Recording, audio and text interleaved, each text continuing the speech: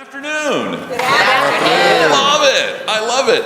Welcome to Trinity University and welcome to the 8th annual Louis H. Stumberg New Venture Competition. We are so excited to have you here. We're so excited to have our teams here. Welcome. We're just incredibly excited for what's happening. Today's event, the Louis H. Stumberg Competition, is part of San Antonio Startup Week. And this is a week-long celebration here in San Antonio that celebrates startups, that celebrates what's happening in entrepreneurship. And we're just so excited to have this event be Tuesday's signature event for San Antonio Startup Week.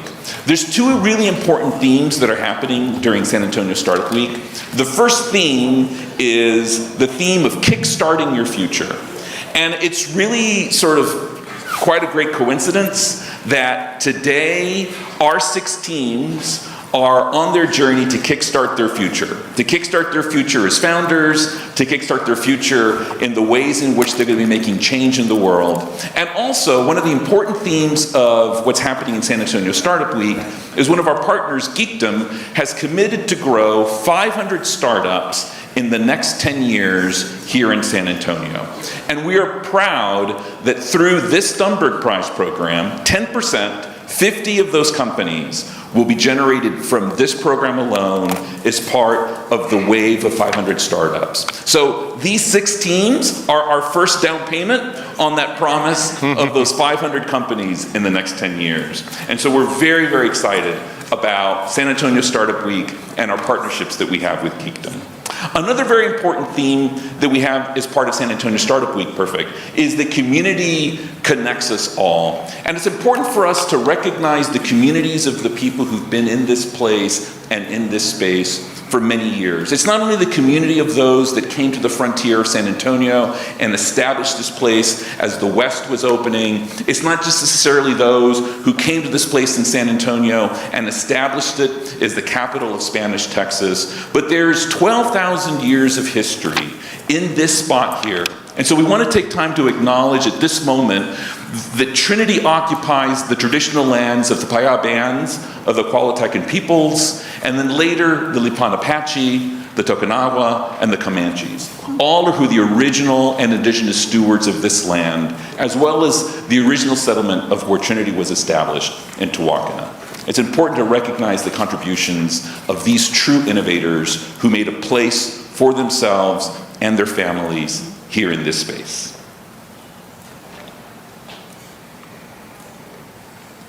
There we go. It's also important to recognize the legacy of Louis H. Stumberg. This prize was established by the Stumberg family in honor of Mr. Stumberg, Mr. Louis H. Stumberg. He was a giant in San Antonio, in the social life and in the business life here in San Antonio. Together, Mr. Stumberg, his brother, and his father co-founded Patio Foods, and it was the company that brought Tex-Mex Mexican food to the entire United States. Established in 1947, these 3 men came and with the tastes of those World War II veterans that had come through and trained here in San Antonio, brought and scaled Mexican TV dinners across the entire United States. And so what was really sort of phenomenal about Mr. Stumberg and his experience in establishing Patio Foods are 2, possibly 3 very important themes. The first is that Mr. Stumberg constantly, and his team, constantly had a learner's mindset. They had the opportunity to learn in every engagement. As Mr. Stumberg was not trained in sales, and to spend time in listening to someone on how his product worked and why people wanted to work his product was very an important aspect of the work that he did, and that learner's mindset is something that we hope to infuse upon our teams. The second really important aspect of this program that we really want to emphasize is that Mr. Stumberg, in so many stories here in San Antonio, is identified as an individual who helped connect someone with someone else, who might have been a person who gave someone some really critical business advice, who connected that person with a customer, who served as an investor, and he did it with an incredible amount of humility. It's the reasons why it is that things like the Brooks Army Medical Base are bought here and based here in San Antonio. It's part of the reasons why the work in the San Antonio Chamber of Commerce, in the San Antonio to DC trip takes place, all through his undying effort of making this place and this space a special place to do business and to grow. Would you please join me in thanking Mr. Herb Stumberg and the Stumberg family for their generous gift. Thank you, Herb.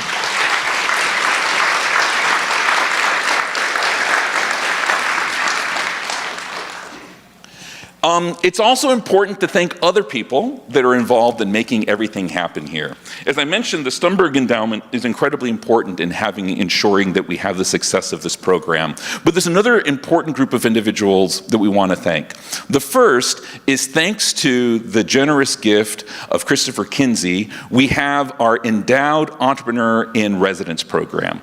This is a special program that brings on campus a distinguished alum, entrepreneur, to come and share their experience. The 6 teams that will be taking the stage and the teams that have come before them have all come through the tutelage and the guidance of our Entrepreneur in Residence. We have this year's Entrepreneur in Residence, Sarah Janicek, in the house. I also see our other Entrepreneur in Residence in the past, David Geralt. Will all our EIRs in the audience please stand up and receive our thanks of applause? And there's Mark Hill. Excellent. There's also been so many incredible mentors through our venture mentoring program, individual mentors who spent time to be working with our teams, mentors that have come out of the programs through Geekdom. If you've been engaged at any point as a mentor for our teams, either for our VMS program or through Geekdom or through one-on-one connections, can you please stand up and receive our thanks and our gratitude to you, please?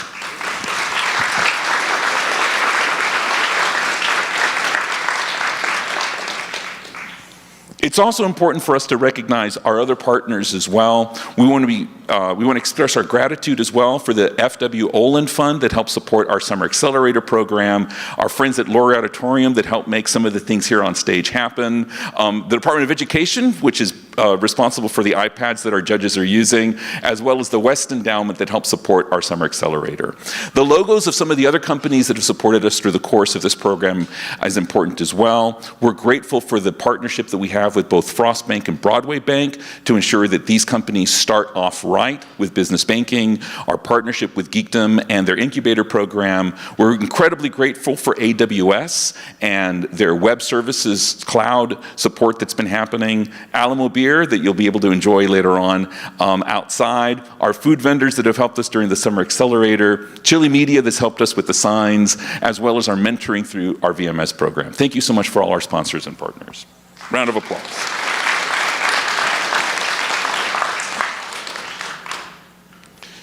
We'll now go on to the judges and the part that you're really most excited about, right?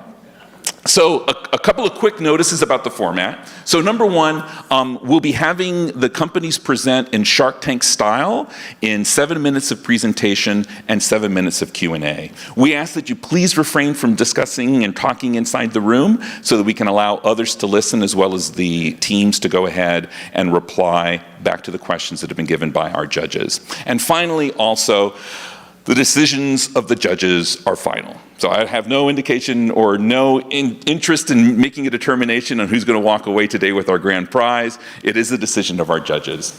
Complete details are present and bios are in your program for our judges. And so our first judge I want to go ahead and introduce is Chris Claiborne, representing Amazon Web Services. All right. Another member of the community, Crystal Darby, who's with the Small Business Advisor with the SBDC here in San Antonio. 2019 Mentor of the Year for San Antonio Entrepreneurship Week, if I remember correctly. Thank you. Gisela Gerald, an alumna, master's in 92, the president of Creative Civilization, a wonderful PR company here in San Antonio.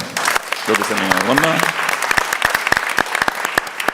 Ashley Hickston, the CEO of Xeros Medical Technologies and also an alumna with our HCAT program. Ashley?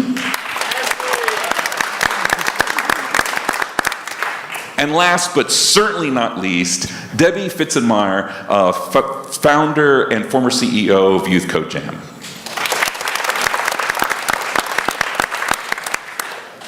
So these are our judges. This is the work that we have before us. But before I proceed, I'd like to introduce our provost, Megan Mustaine, to come and give a couple of words to the audience. Provost Mustaine.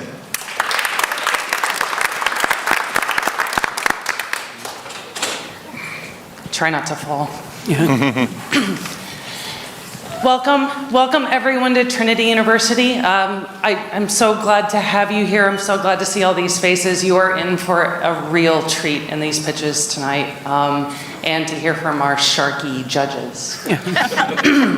So I'm especially excited that this event is a part of the keynote for the San Antonio Startup Week. This is an exciting moment for Trinity.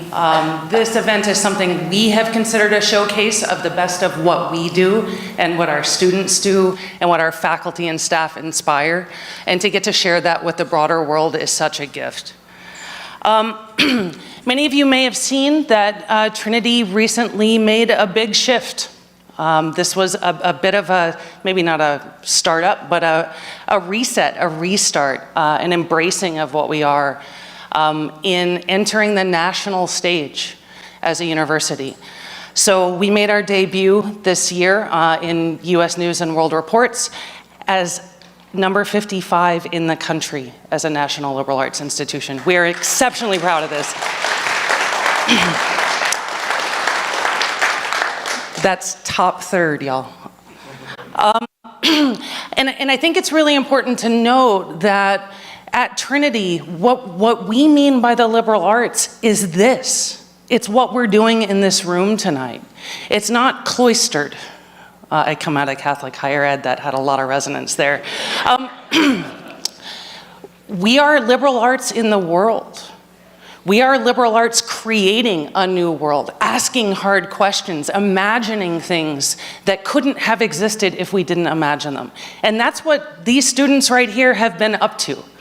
I'm so excited to see these students in particular. They were here last spring. I get to see the rawer version. Rawer, by the way, is a real word. The more raw version of the ideas that you've been working on. And so to see those honed and iteratively crafted into what you're going to see tonight is just thrilling. I'm so proud of y'all. Thank you. One of the things that's, I think, really interesting about the way Trinity does liberal arts and how entrepreneurship lives here is that what you're gonna see tonight is not merely business. Oh my God, I just saw my own picture. Yeah, that was in the before times. Now I gotta shake that. What you see here is not merely business majors, though it is business majors. It's not merely engineering majors, though it is engineering majors. These are the humanities, the social sciences, all of the arts, business, engineering, all tightly integrated. That's what we do here. And it's special. This is not something you see in the world much. You're going to see the very concrete results of that kind of education here tonight. So thank you for being here to witness it. Thank you also to our entrepreneurship team. Luis Martinez, please, round of applause for Luis. This is a lot of work. And where's Carmen? Oh, hey. Okay, so Luis gets the credit, Carmen does all the work. I just want you all to know that. And the rest of the entrepreneurship team, if you could please stand or wave your hands. So I want to point out before I step off here that this office is an incredible asset to Trinity. We have a world-class, not just a national class, a world-class entrepreneurship program and center here at Trinity. I'm going to mangle the actual word that's written here. Sorry, Luis, I never actually look at the notes.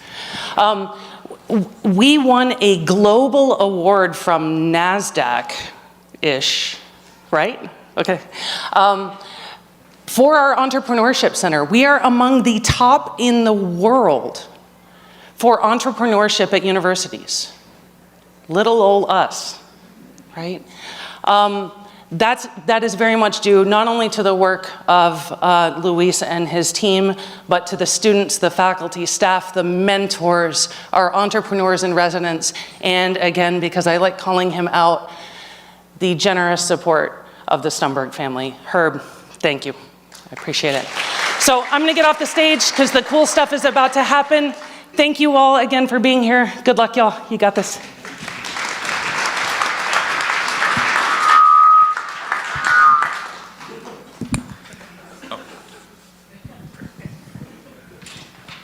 Thank you so much, Provost Mustaine. This is the moment you've all really been waiting for, our finalists. So as I mentioned before, we're gonna have 7-on-7. The teams have got the clock behind you. There's the opportunity to engage and talk with the teams after all the presentations are done. We're gonna be going sort of Shark Tank style, all 6 teams, at which point then there'll be an opportunity for food and drink and for networking and to talk to the teams. First up, Faro.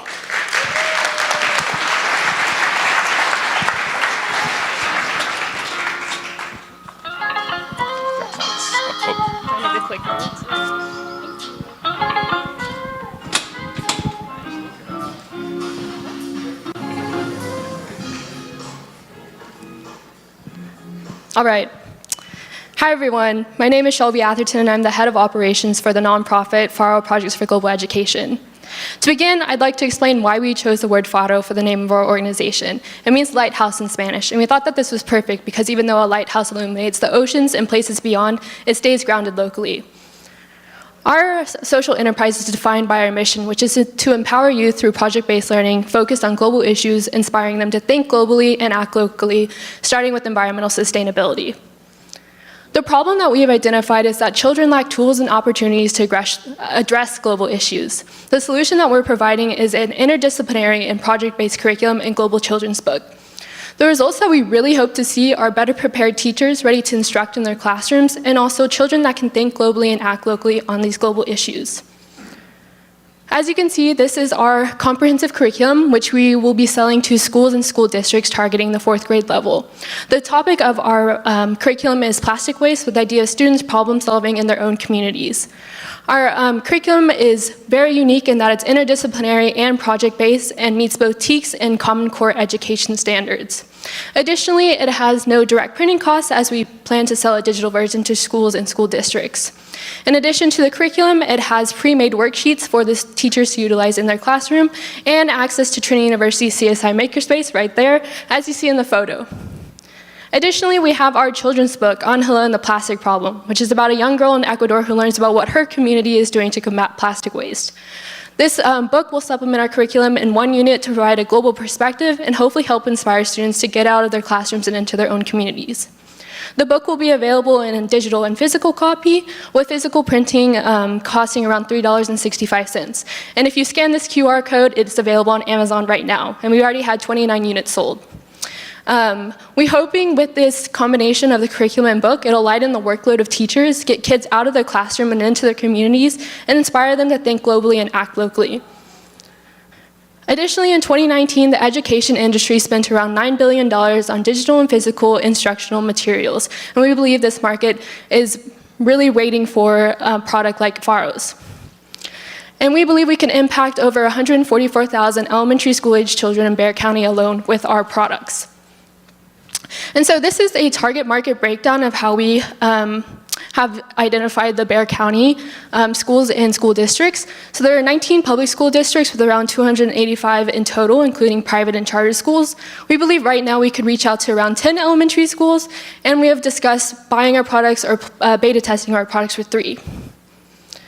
We will be a majority B2B business model selling to schools and school districts, but to remain accessible, we would like to sell our package of the book and curriculum to private schools, homeschools, and individuals as well. As we are a nonprofit organization, we will be utilizing grants to fund 30% or less of our budget, as most nonprofit organizations do. And so we have a 2-pronged approach to our marketing strategy. The main one is digital, utilizing Google for nonprofit ads. This aspect allows $10,000 of ads per month for nonprofits to market their products. We will specifically use this marketing to target teachers and those who are curriculum directors for schools so they become more aware of our products. In addition, the other large aspect is using word of mouth. Our board of directors has really great education connections with local schools and school districts, and we also use Trinity University's current relationships with elementary schools in Bexar County. In addition to this, we'll use search engine optimization, social media, and bring traffic to our website and thus sales of our products. And so this is how we compare to 3 competitors we have identified. Savas is a national online curriculum distributor, Blooming with Birdie is a local for-profit curriculum developer, and Teachers Pay Teachers is a national online marketplace where teachers use their own money to provide materials for their classrooms. So compared to these 3 other companies, Faro's products are affordable, we can utilize grant funding, we also have school year-long curriculum rather than 1 day or 1 unit curriculum, and we have a companion literature and materials like you saw with the CSI Makerspace. And also our curriculum is interdisciplinary, meaning it has STEM, social science, and art and design aspects. And as you can see, in the past 1 year and a couple months we've been working on this project, we've made a lot of progress. Summer 2021, we filed as a 501c3, and last fall we developed our board of directors. This fall, we are planning the beta testing our products with different programs in elementary schools in Bexar County. In addition, we've had our first book sales with around 29 units sold. In the future, we'll onboard new leadership from younger classmates and develop more offerings of our book. So again, who are we? My name is Shelby. I'm the head of operations. Elena is the head of book development, and Rachel is the head of curriculum development. And we have our curriculum consultant, Daniela Montefor Soria, who helped write our curriculum. We also operate in partnership with Trinity University Center for International Engagement, which makes up a large majority of our board of directors, in addition to community members and alumni of Trinity University. And this is how we are spending the $5,000 Stumberg grant and revenue from our past spring 2022 fundraiser. The majority of it is going towards our curriculum consultant to make sure the implementation of our products with schools and the programs we're beta testing with goes well for both the teachers and students. In addition to this, it's going towards marketing, the curriculum book launch, book costs like copyright, in addition to website development. And this is how we plan to use the $25,000 Stumberg grant. I've also prepared a more detailed table that we can cover in the Q&A. We hope to serve our community and communities across the world the same way a lighthouse does. Thank you.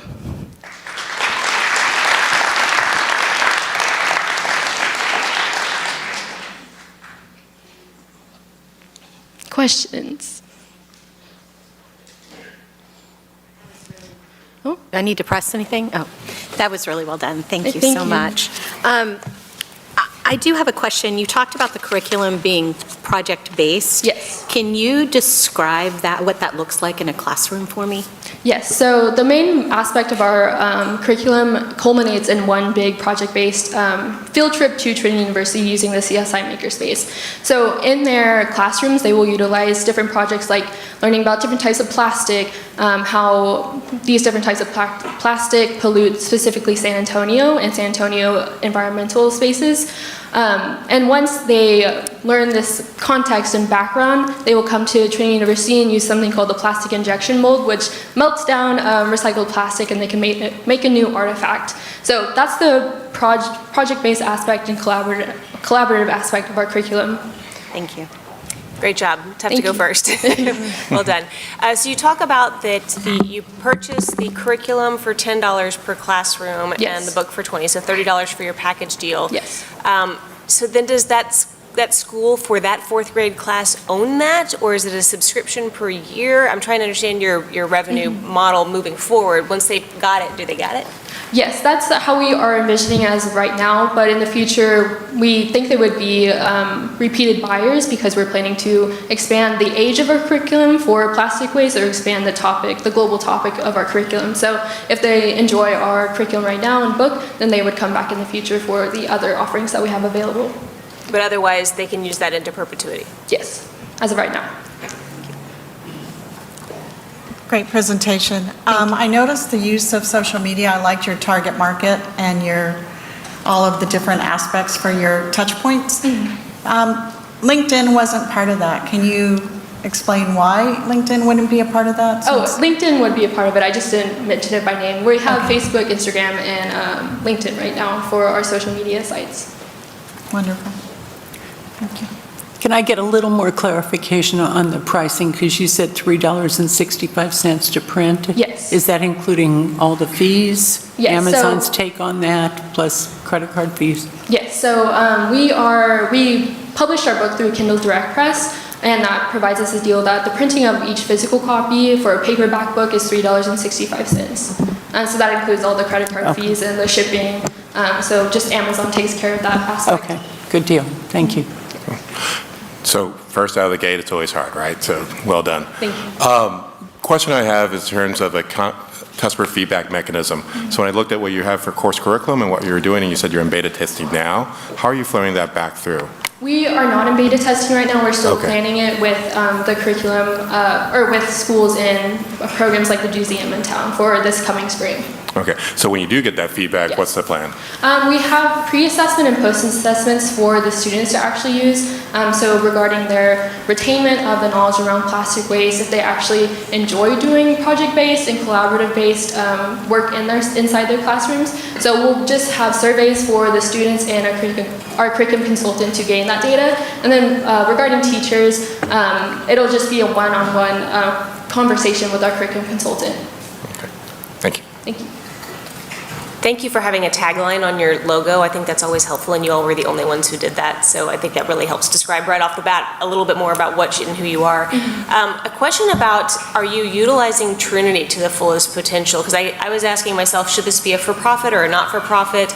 And maybe not-for-profit is best because you can higher industry level buy-in or trust within the education system. But is there a way to create like an actual educational program development component here at the school and really draw on that and use that as part of your marketing? Yeah, that's a really great idea. We do have an education professor on our board of directors, so I would probably reach out to her to see if we could do that component, add it to FARO to make it a bit more innovative, I guess. Can you describe what the product diversification might look like moving forward? Yes. Our products are a bit more, could you repeat the question, please? You mentioned product diversification. Yes. So moving forward, you have a book, and so are there any other methods of? Oh, yes. Our curriculum has pre-made worksheets for the teachers to utilize in their classroom, and I think a big aspect of our differentiation is that we have the partnership with Trinity University and specifically the CSI Makerspace for them to come on campus and utilize the plastic injection mold. For a school to just buy a plastic injection mold is like $500, so if they could come to Trinity and utilize it for free, we think that makes us a better choice than other curriculum out there. Since you're dealing with the environmental issues, are you worried at all about banning books? Silent Spring, I mean, the Lorax, for Yes. God's sake. So are you worried about that? Have you thought about that? Are you worried about it? We've thought about it a little. We've had questions of would FARO be sued for if our book is in a school and the parents or anyone a part of that school did not like that it's about environmental sustainability. Yeah. We've talked to a lawyer, JD, I forget his name, but he works at Geekdom, and he thinks we would be totally safe from that. But we are worried about that. We would want our books to be in schools and be read by everyone because it is such a pressing topic. Absolutely. Thank you. Thank you. Do you still have time? So a question for you in terms of not necessarily scalability, but when I looked at your operational platform, how you were doing manufacturing, it seemed like it was more from a product and a software standpoint. And I think that's fine, but when you get to the website and you're looking to go to different classrooms at the same time, how do you think about that in terms of if you actually, this takes off in scalability, you go through? For distributing to Yes. more classrooms. I believe our curriculum will always be in a digital format, so I believe that will be pretty easy and flexible for scaling to larger areas. and Amazon for ordering author copies of books has been a really quick turnaround. So I believe it'll be pretty easy for scalability. And we don't have the book in a digital format yet, but I believe once we have the digital format for English and Spanish, it will make it even easier for scaling across Texas and the nation. How did you go about defining the problem, and did you actually validate that that is in fact a problem? Final question.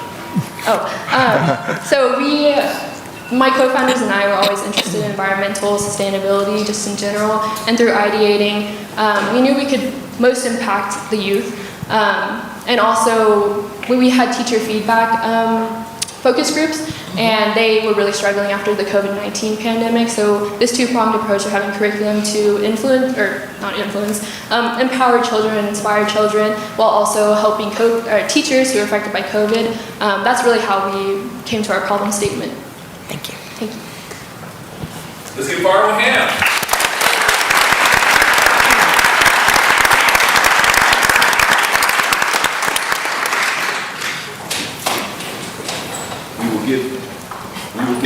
There we go. We'll give the judges a little bit of time to finalize their scores. I don't know any good jokes, so my apologies. I'm very good at that.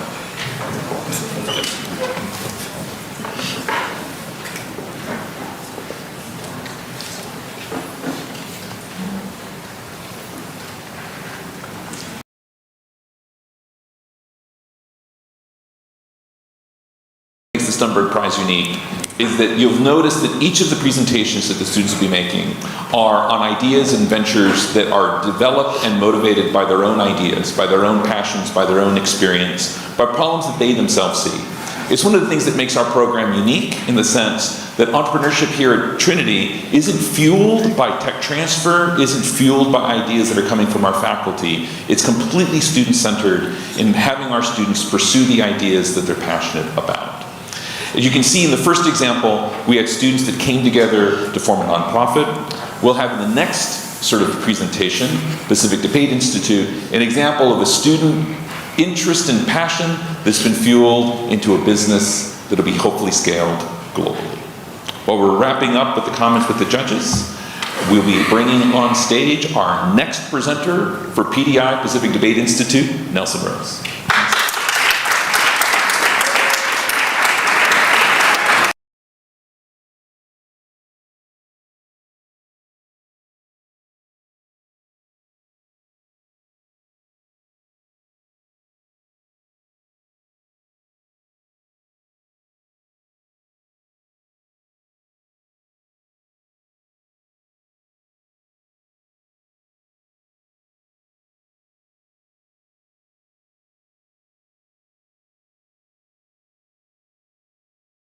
I can't get this to go back to the original, the new screen. Oh, you just destroyed it.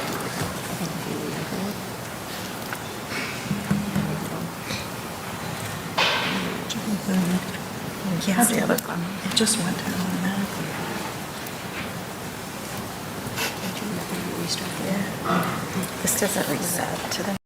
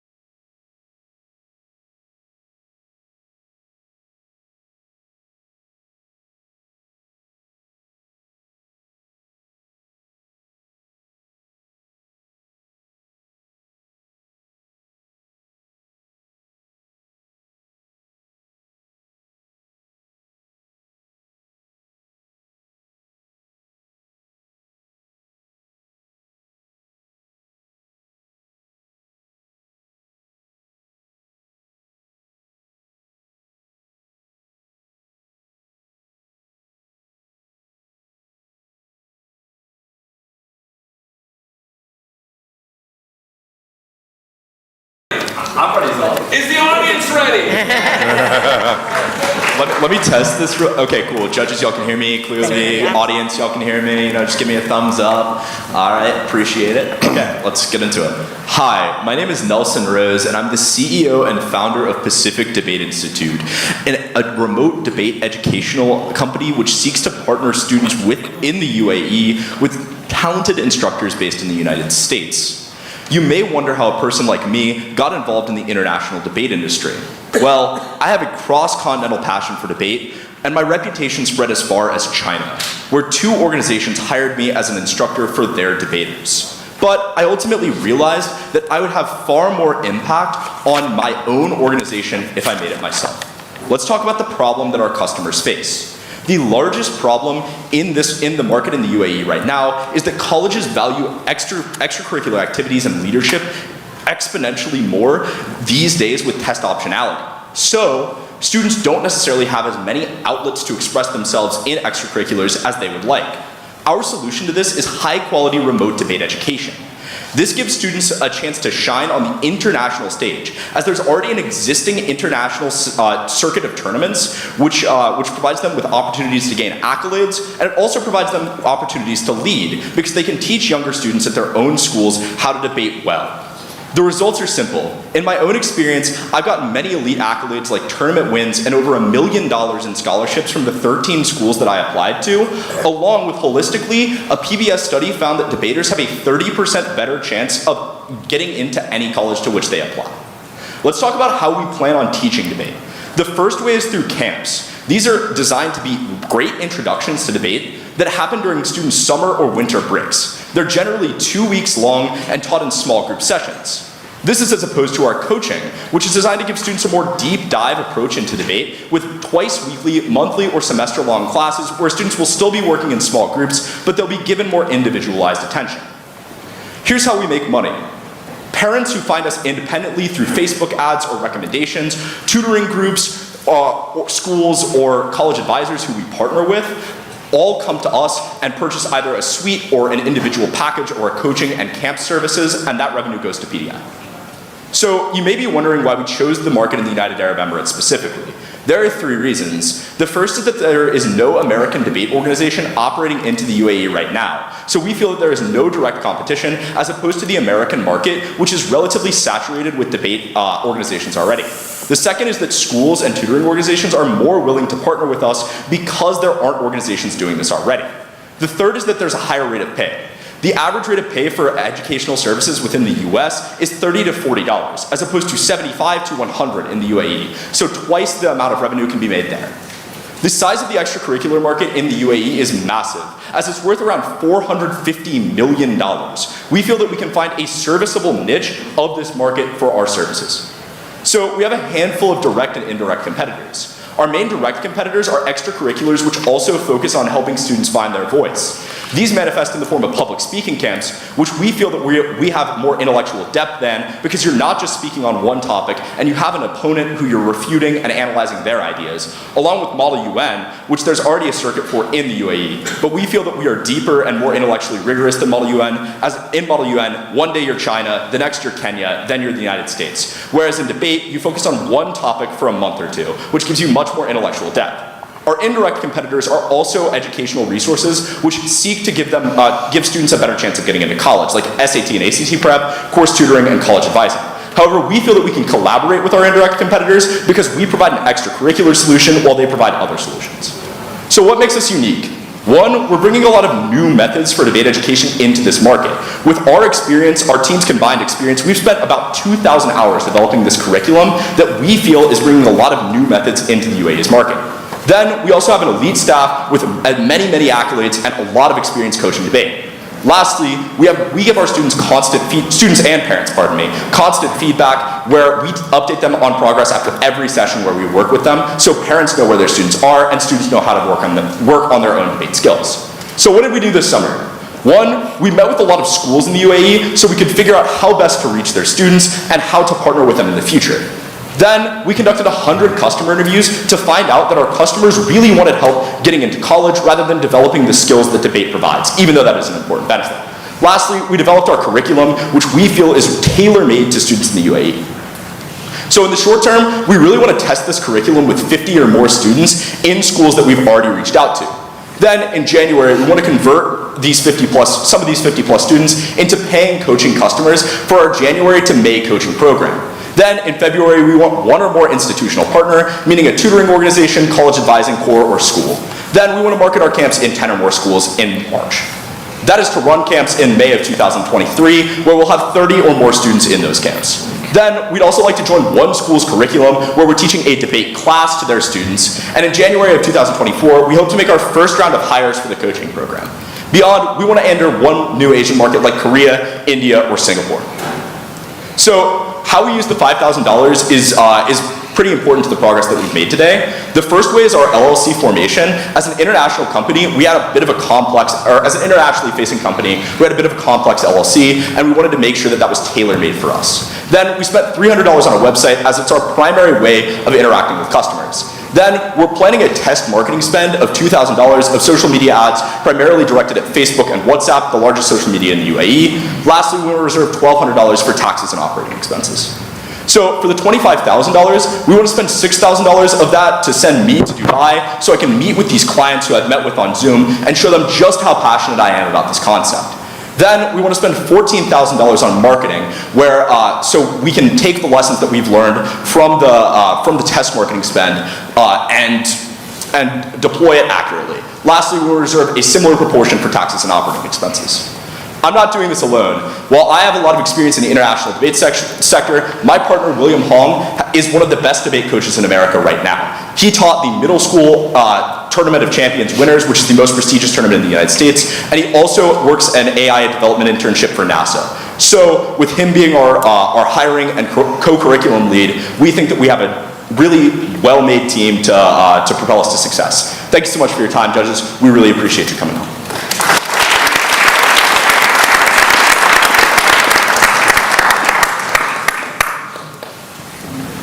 All right, kick it off. So what is your thought on proprietary and MBA?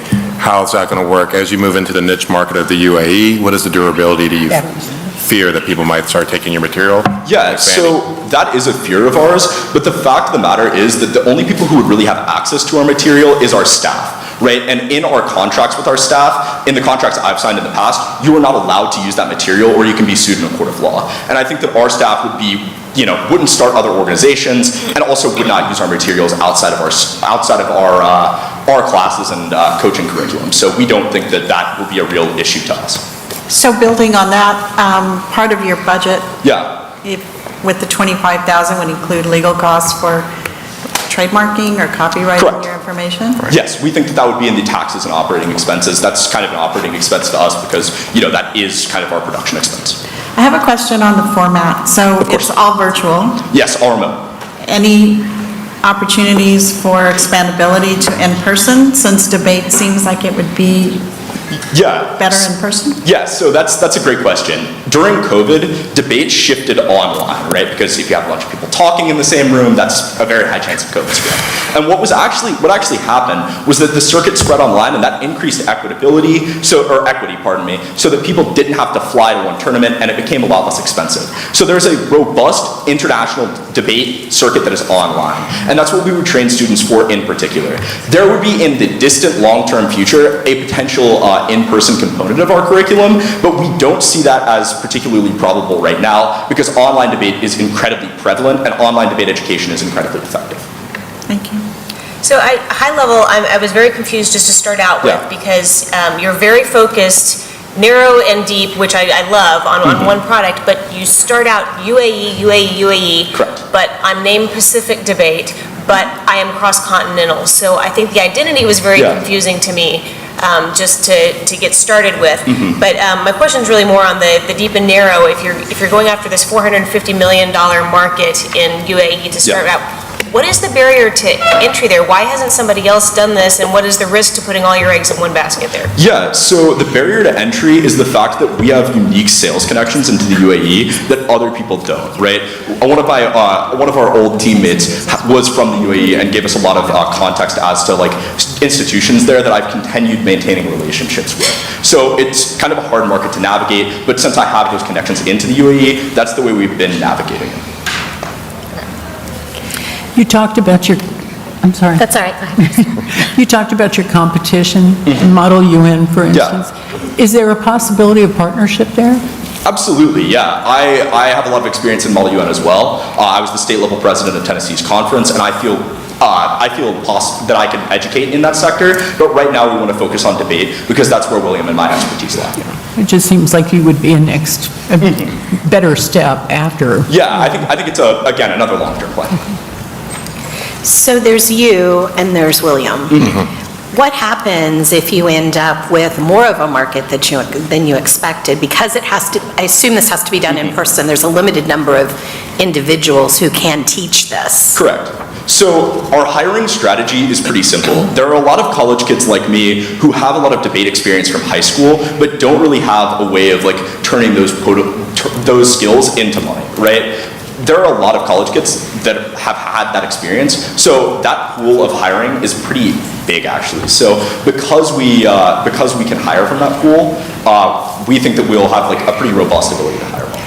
Well, I think you'll have enough people, but will you have the people that the parents want? The parents want you. Yes. Right? So Yeah. how do you navigate that challenge? Right. So the way that we intend on navigating that challenge is by very clearly stating our instructors' qualifications. We will hire people who have accolades and won very large tournaments and attend prestigious universities, right? So those accolades will be shown to the parents ahead of time, and we hope that the instructors will prove their qualifications to the parents in their writing and communication with the parents as well, because we want to give students feedback at every step of the process. Are there any plans to take that material, that curriculum, and actually package it into, say, a book that you can sell to the schools or the kids or the parents? Yeah, so again, another long-term strategy plan, but I don't think that that is in the cards right now, because debate education is kind of like spearheaded, is very esoteric, right? It's a pretty small extracurricular education program, and we think that we need, for now, people who have done debate in high school and gone through the ropes of that to teach it as of now, but we hope to make a more accessible curriculum for schools to set up their own debate programs at some point. Thank you. You mentioned one of the benefits of the UAE being the salary rates that were almost double, I think, what the US was. Is that the same in the secondary markets that you were aiming for? Yeah, so I have some experience working into the Chinese market, and it's rather similar because it's people coming from large cities like Shanghai and Shenzhen who are paying into that market. So they have a lot of disposable income to spend on their child's education, which is why those rates are so high. So your first hire is going to be for, I think, 2024 for hiring coaches? Yes. That actually be on your payroll? So prior to that, you're going to run some type of contractor Uber Flex model? So yeah, William and I will, so our hiring strategy will be, William and I will teach the first coaching program between January and May. Then in May, we'll need more people for our summer camps because we want to maintain a 1-to-6 faculty to student ratio. So we'll hire people temporarily as summer workers and contractors for those camps. But coaching would be an actual long-term hire that we hope to maintain for a really long time. So that's the hire that we plan on making in 24 and why I delineate the coaching and the camp hires. And then when you think about that in terms of your hiring for the contractors and going forward, native language in that area, how's that diminish your market or your customer base? Dubai is a city of 90% expatriates, and English is the lingua franca in the area where it's used primarily for business and education. So English is the native language, but we do want to add more languages to our staff. That's something that we're very concerned about, and we also want to increase the diversity of our staff, and we really want our first hire to be a female debater who has succeeded in the past, who has fluency in the Middle Eastern language, which we feel we can fund. But an expat, does that represent the 450 million market? Yes, that is the 450 million market. Cool.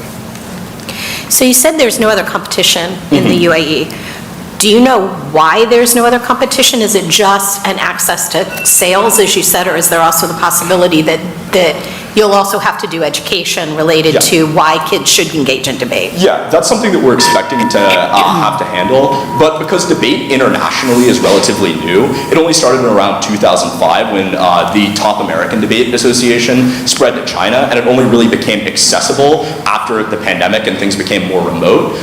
Debate is relatively new in the UAE, but we feel that we would be a really good market entrant and a good spearhead to bring it to public consciousness. So.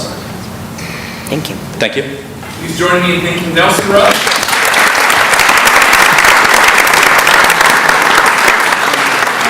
made the secret sauce. I think this one, so it didn't hold your flour. Okay, can I do the That's true.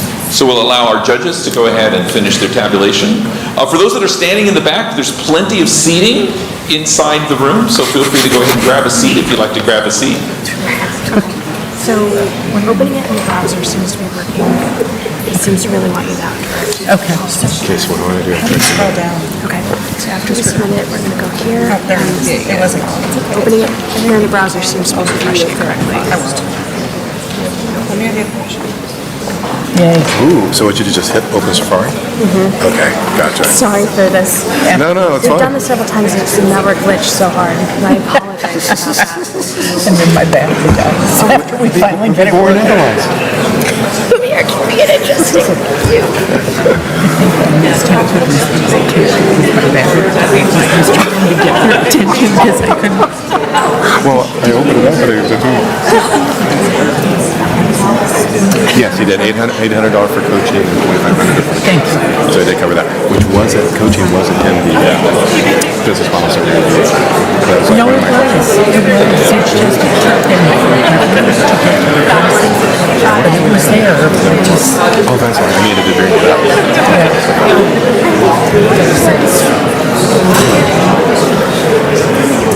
oh, I'm good. I have a fresh sheet. My iPad is not working.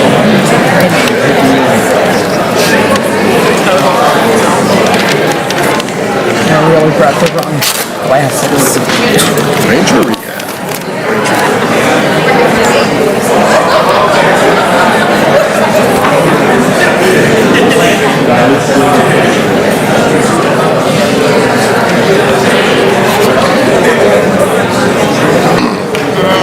Do we do this again?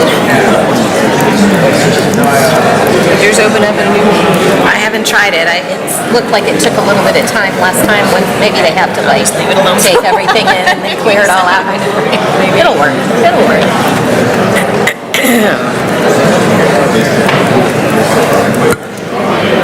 Oh, suddenly got cold. Yeah.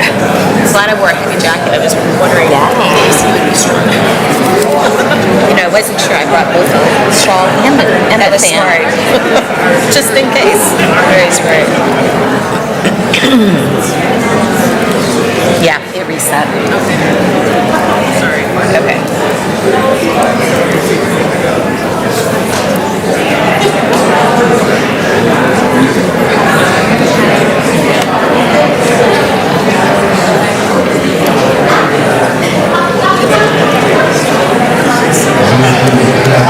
How do I go back to Carol?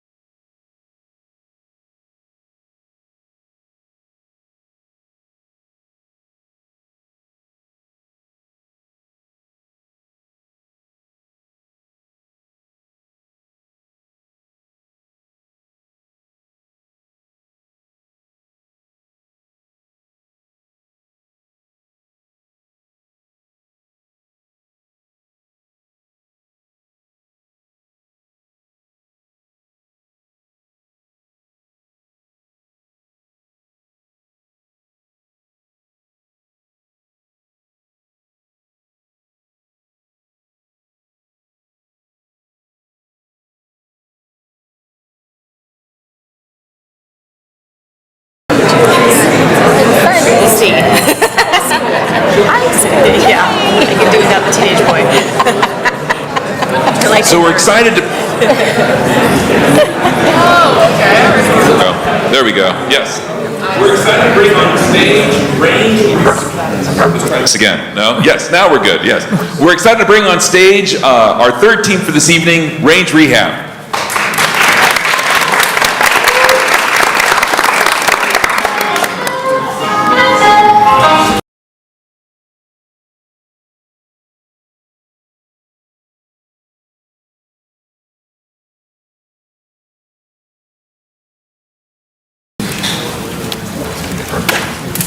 So, good afternoon. My name is AJ Bishop, and I'm the CEO of Range Rehab.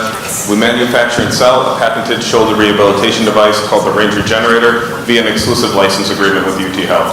After 6 months of engineering work to overhaul the design of the device and 4 months of free trial testing in 7 Texas area physical therapy clinics, we've completed the requisite compliance measures and have made our first sale on Monday, October 10th of this year.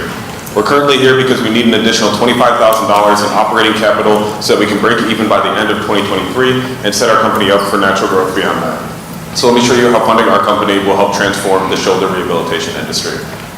Each year, nearly 2 million patients make physician visits for rotator cuff injuries, while at any given point in time, between 18 to 26%, or 1 in 4 U.S. adults, is experiencing shoulder pain. That makes this one of the most common injuries for Americans, and the lives of these patients can go down through burdensome, painful, and costly paths. First of which is to do nothing, to live with the pain, and adjust your daily life accordingly. This means not being able to do many of your daily tasks, like tucking in your shirt, scratching your back, or playing sports with your family and friends. Your second option is to get surgery, but these surgeries aren't as effective as you would think, and often result in a re-tear within the first 15 months after the procedure. That leaves patients stuck in this cycle where they get injured, go to surgery, then rehab, to return to their normal life, and only briefly before another injury takes them back into the cycle and they remain trapped there. Your third option is to go to physical therapy, which you have to do after surgery anyways, but physical therapists are limited in their tools for shoulder rehab devices, as they currently have the wall stepper and the shoulder pulley, but these are good for the upward flexion and abduction of the shoulder. Then they also have dumbbells and resistance bands, but these are limited in the angles they can be used and aren't safe for patients at all phases of rehab. For internal and external rotation, they have the shoulder wheel, but this is a large, expensive device that needs to be mounted on a wall, so it's not feasible for many small clinics. They also have the rotator, but this is limited in its rotations as it can only work internal, external rotation like this or like this. So the only way physical therapists work the entire range of motion of the shoulder is by manually moving a patient's arm across that range. But this creates a lot of apprehension on the end of the patient because that therapist could be moving a place of what is excruciating pain. So because of the lack of effective treatment options on the market today, that's why we come to you with the Range Regenerator. The Range Regenerator is a patent-protected, Class 1 shoulder rehabilitation device that features a hand grip with a lower handle for patients right after an injury or surgery to begin working a limited range of motion. And as they progress, they can go to the top handle to work a greater range of motion. Once they reestablish the range of motion, they're able to add weight to the back of the device to begin strengthening the once injured shoulder.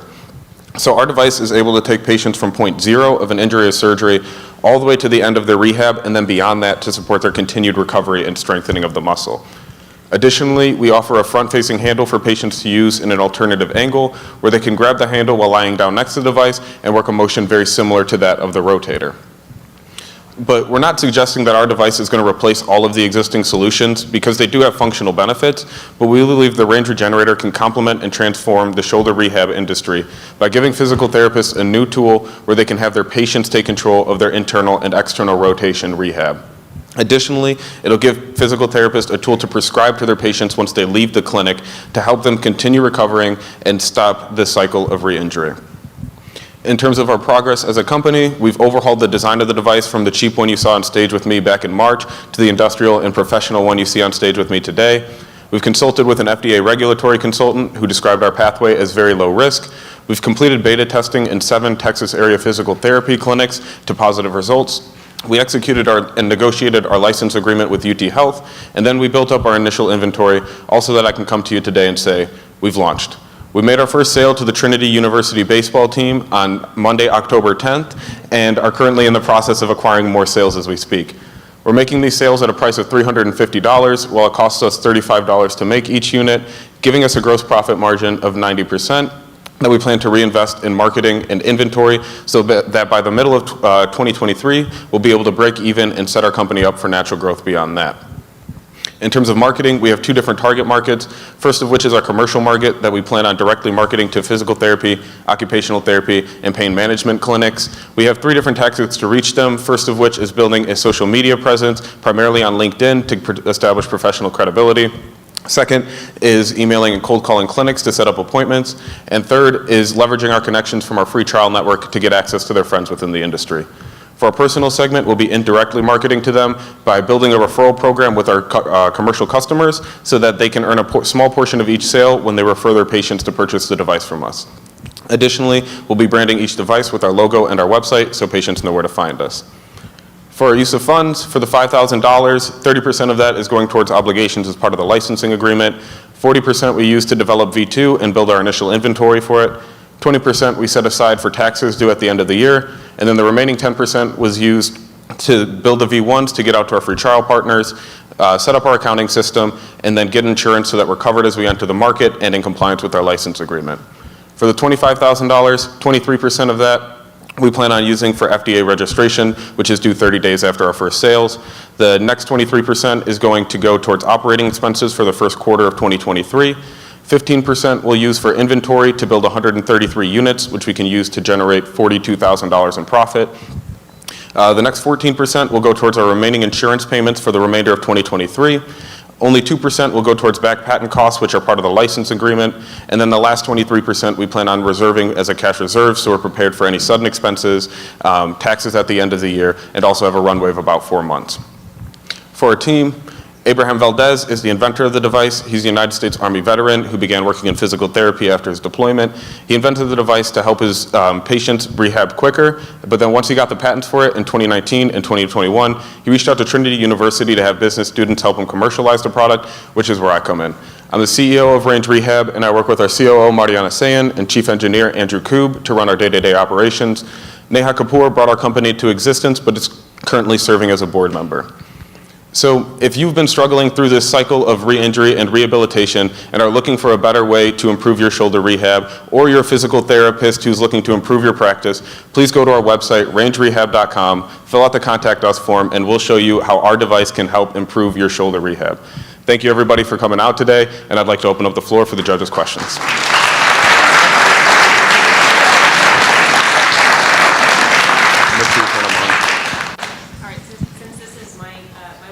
Yes. Can you show me how you intend it to be used? Yeah. And while somebody does that, Do you want to do that? can I ask you about your choice of materials for your base? Because while there's beauty and simplicity, this looks like something you can maybe make at home, and obviously you can't. I like what you've done differently with the handle over time, because I've seen a few of those iterations of the drawings. But you've got a very plain base there, which makes somebody ask the question, why is this worth $350? And I'm saying this from a point of, I've gotten the same question on my own company, so understand, I'm learning from that as well. So currently our base is designed this way because it's easy to make rapid changes, and I've broken a few of them, just implementing and testing them. The future base design, that one is up to decision still. All the other materials are in compliance with FDA and food safety, so stainless steel, HDPE for the plastic components, as well as what's called Delrin for some of the more moving pieces. Like I said, the base is just the last piece we're working on because frankly it's the easiest and it's the least vital to how the device works. Okay, can you show me how it works? Yeah, absolutely. So you start off with, this suit has no range of motion in it. You start off post surgery with the smaller range of motion. This allows you to go from not being able to move your shoulder at all to obviously starting to recover that. And then from there you are able to move to a much larger range of motion. Usually be sitting at level with it, but it's not really possible right now. You can also, as AJ mentioned earlier, lie down next to it and go on, what does that word? Supine position. Supine position. And then afterwards, we have the ability to add weight on. So even after you're fully recovered, you can continue strengthening your rotator cuff and prevent further injury. So what education do you have that comes with it that prevents the dumb patient to use it incorrectly, which I can imagine somebody's going to try to do this, and then they're going to pop their shoulder out. So what comes with it to tell them, don't be an idiot, use it how you're supposed to? So obviously, when they use it first, they're using it in the physical therapy practice. That'll ensure that they know how to properly use the device. Yeah, so when we sell each device, we're going to train our physical therapist on how to use it. Our sales are in person, so we'll see right firsthand how to use it. It's going to come with a brochure as well, so that it clearly states each intended use. And if they can't read that, we're also covered by insurance if they unfortunately use it improperly. Okay, just make sure those warnings are in your direct-to-consumer sales also. Yeah. I'm curious about it, the device is called the Range Regenerator, correct? Yes. But the company is Range Rehab, which at first it sounded like a rehab center. Is there a reason why you're not using Regenerator as the brand name? Yeah, so in the future, ideally, we'd like to add more products to our portfolio. We don't know what those products are at the moment, but we wanted Range Rehab to be the parent company, so that leaves the door open for us to innovate in the future. That's good. So I would use this device, I think, as a person who has that issue. But I don't know that the price point is appropriate for an individual to purchase to use at home. So for example, when I went to buy the pulleys, right, they're like, what, $9 or something, ridiculously inexpensive. So I know future you have some plans to make a home device. How far out is that? Yeah, so we'd expect that to be around 2024. And yeah, our plan is we're going B2B first. So for $350 for a physical therapist, that actually isn't that much. They spend about $3,000 just on the tables that they use for their patients. So that's why we're going B2B first. And it's really only going to be accessible to the higher end of the market for consumer use. But eventually we want to be able to skew those products so that we can offer a more affordable version for our consumers. And then the other aspect of that too is once we reach that growth to where we're able to implement a consumer level version, we'll have much more purchasing power and be able to lower the price while still maintaining our margin. And your test market has shown that the physical therapy places are willing to spend that kind of, I mean, no, it's not a lot of money, but that money to do that device versus the combination of the less expensive wall climb and the pulleys and the... Yeah, so the physical therapists we've talked to, they've said that they want to integrate this into their tool set. All the physical therapy partners we have, they have the PVC pipe version of the device. So there's a significant more resistance in that device than what we have here. Our next step is to swap out all of our free trial partners from the PVC pipe version to this one to prove that concept even more. And then also when we go to make those visits, we're going to ask them, do you have friends in the industry that we can access? Because the hardest part of our marketing strategy right now is penetrating those early adopters and finding them, and then as slowly we'll get to the early majority and the late majority. But we're going to use our free trial partners to get access to our first customers. So first off, congratulations on your first sale. That's always something very exciting to have. So well done there.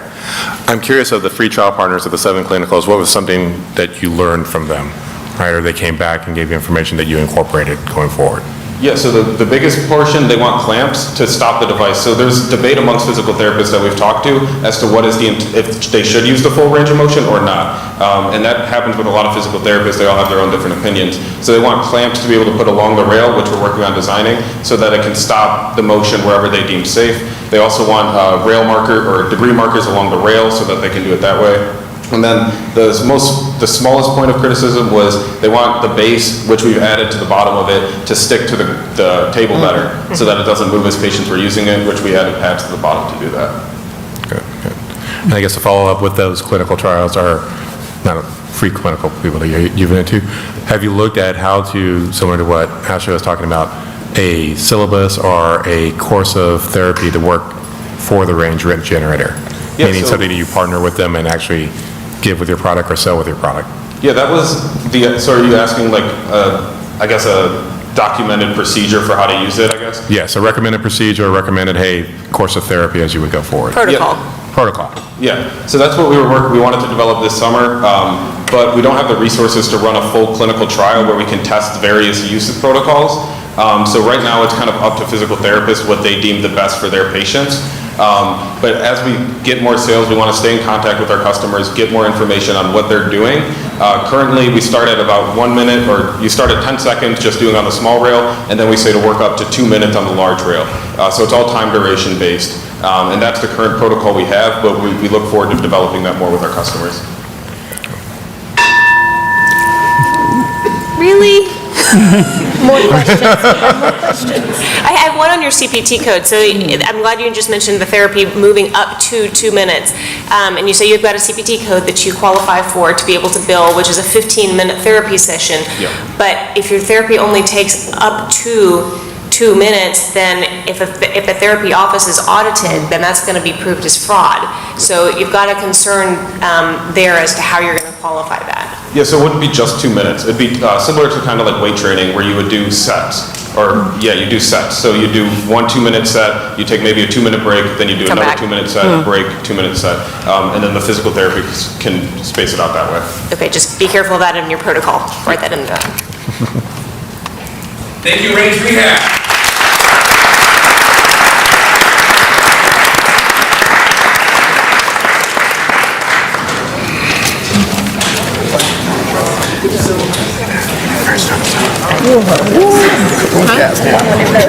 Mine's gonna do that when I close this out, so. I think I learned it. And honestly, Well, you're on that. the pulley is kind of a pain to figure out how to attach to your website.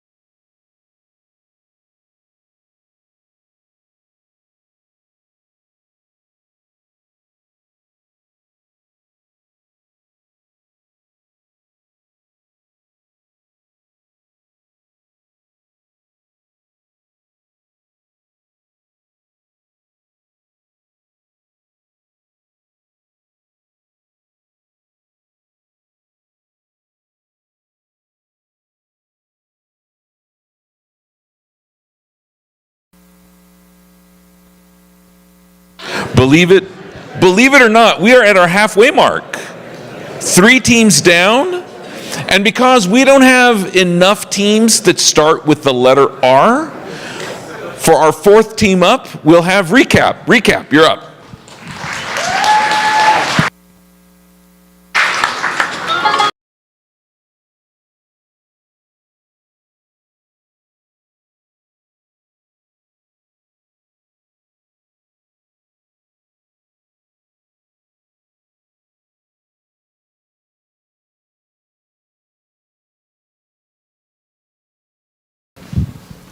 Test. Cool. Yeah, ready to go. Hi, I'm Ashwin. I'm a recap. Ever since I was a kid, I wanted a motorcycle. And over the last summer, I was lucky enough to put $2,000 away towards that goal. And with it came the sense of motivation and satisfaction. But the summer kept on going, and I found myself not having enough money to buy groceries or to get gas to travel. So I had no other choice but to pull from my savings. And in an instant, that motivation turned to discouragement. Now, whilst it may seem like a problem specific to me, we've talked to people from all different walks of life, from college commuter students all the way to the elderly looking towards retirement.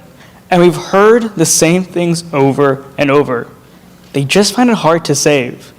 They tend to rely on their habits or their impulses because it simply took too much effort not to. So we created a better way to save. With Recap, we'll provide you with a roadmap to help visualize your progress so you know exactly where you stand in terms of reaching your goal. And more importantly, we'll help you bridge the gap from where you currently are to where you want to be. See, on the map, there are a set of milestones, and each milestone has a set of small challenges that are designed to save you little bits of money at a time. Other apps in our field tend to use really vague and impersonal advice to help you save money. We actively help you save by giving you tailored and personal advice to you. So what makes us special, and how can we do this? Well, it's simple. We have access to more information. Those other apps tend to use bank transactions as their sole means of information. We, however, supplement that with receipt data. With access to more information, we can better understand how and why you spend the way you do, so we can then identify the changes that make the most sense to you. With these features, we expect our users to be able to constantly and consistently save up to $1,000 in under a year for their goals. Now, this does depend on the right user and who we target, so let's go more into what that looks like. For our current beta, we're targeting college commuter students between the ages of 19 and 23. These people tend to be more hobby-centric and are more willing to save up for those hobbies. Now, the most important thing that ties all of our users together is that they've tried budget apps and they've tried spreadsheets, but they're left with nothing more than wasted time and effort. And to go more into why that is and why these apps tend to fail, I'm going to hand it off to Joey. Thanks, Ashwin. Like you was saying, our industry is full of variations on this same unimaginative formula. All these apps essentially just regurgitate the same information that you can find in your bank's app without helping you improve your individual situation. Instead, they focus on generic advice, like 10 ways to improve your credit score in 2022. And it's because there's vagueness and this stifled innovation that we decided to look outside our industry for inspiration. We started by asking a simple question: what gets people excited about saving? And for that, we drew inspiration from Acorns, an investment platform that lets users round their transactions up to the nearest dollar and invest it. And they have an absolutely fanatical following that demonstrates people's passion for a small changes, big impacts approach to saving. We then sought out innovative solutions to help people reach their goals outside of finance. And for that, we took inspiration from Duolingo and Noom, masters of helping people reach their weight loss and language learning goals through gamification. And lastly, we asked the question, how can we turn a profit without it ever getting in the way of saving our users money? And for that, we took a page out of Fetch's book, a retail rewards app that uses receipt scanning to identify eligible products. Modeled after Fetch, we are a free mobile application that generates revenue each time a user buys a product that we recommend. We currently do this using publicly available services, such as YieldKit and Amazon Associates, though as we scale, we plan to start forming partnerships with brands directly. We'll start with smaller, more online brands with big potential to save our users money with minimal effort, before eventually partnering with major household brands such as Procter & Gamble. This allows us to steadily increase our monthly recurring revenue as we scale. By doing this, we aim to capture $3.6 million of market share in 5 years. To put that goal into context, personal finance management is a billion-dollar industry, slated to nearly double in size before 2030, and our target audience makes up $150 million of that. That's why we intend to scale quickly once we exit our beta phase, reaching our first 2,500 users within our first year, allowing our customer lifetime value to exceed our cost of acquisition. We plan to do this using targeted social media advertising in order to reach people in niche communities where we have already established an organic audience, allowing us to decrease our cost of acquisition to just $6.24 at a 24% churn rate. We're promising a lot, but let's take a look back and see what we've accomplished to date to put those goals into context. So far, we've allocated $1,000 towards operating expenses during our beta period, though far more importantly, we've spent less than $3,000 developing our entire app in a mere 4 months. But what does that development really look like? Firstly, we've developed an artificial intelligence that can read and understand the contents of a receipt and give personalized advice based on that. Secondly, we've reached something called Plaid Production Access, which in short means we're trusted by over 2,000 financial institutions to handle their sensitive information. And lastly, we have a beta in the hands of users who are actively giving us feedback. Should we be lucky enough to win today, we plan to allocate $4,000 towards our first year's operating expenses, $10,000 towards further development, allowing us to respond to user feedback and add some of our most requested features, and $10,000 to reach that oh-so-important critical user milestone. The next generation of fintechs will close the gap between insight and action. We intend to be at the forefront of that shift. I'd now like to open the floor for questions, or with the rest of the team who helped bring this vision to life. Thank you so much.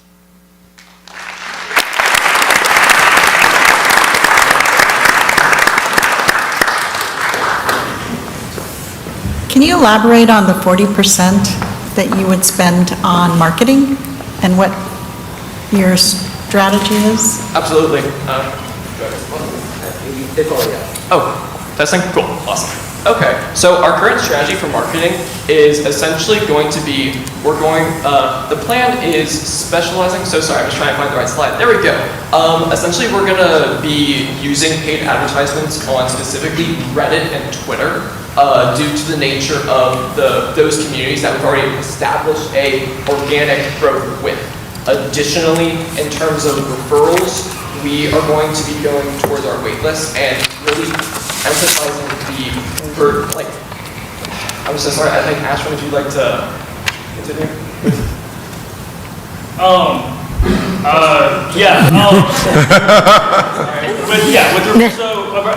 Referrals to waitlist usually has a lower conversion rate, but with the math that we did, paid advertisements for Twitter and Reddit, Sorry to keep passing the baton.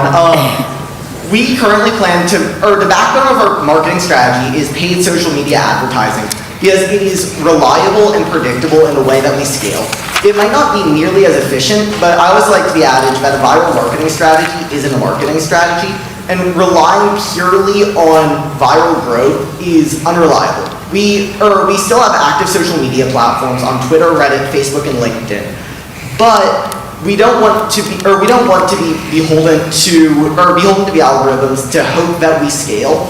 Instead, want a clear model where we know we can grow consistently. Thank you.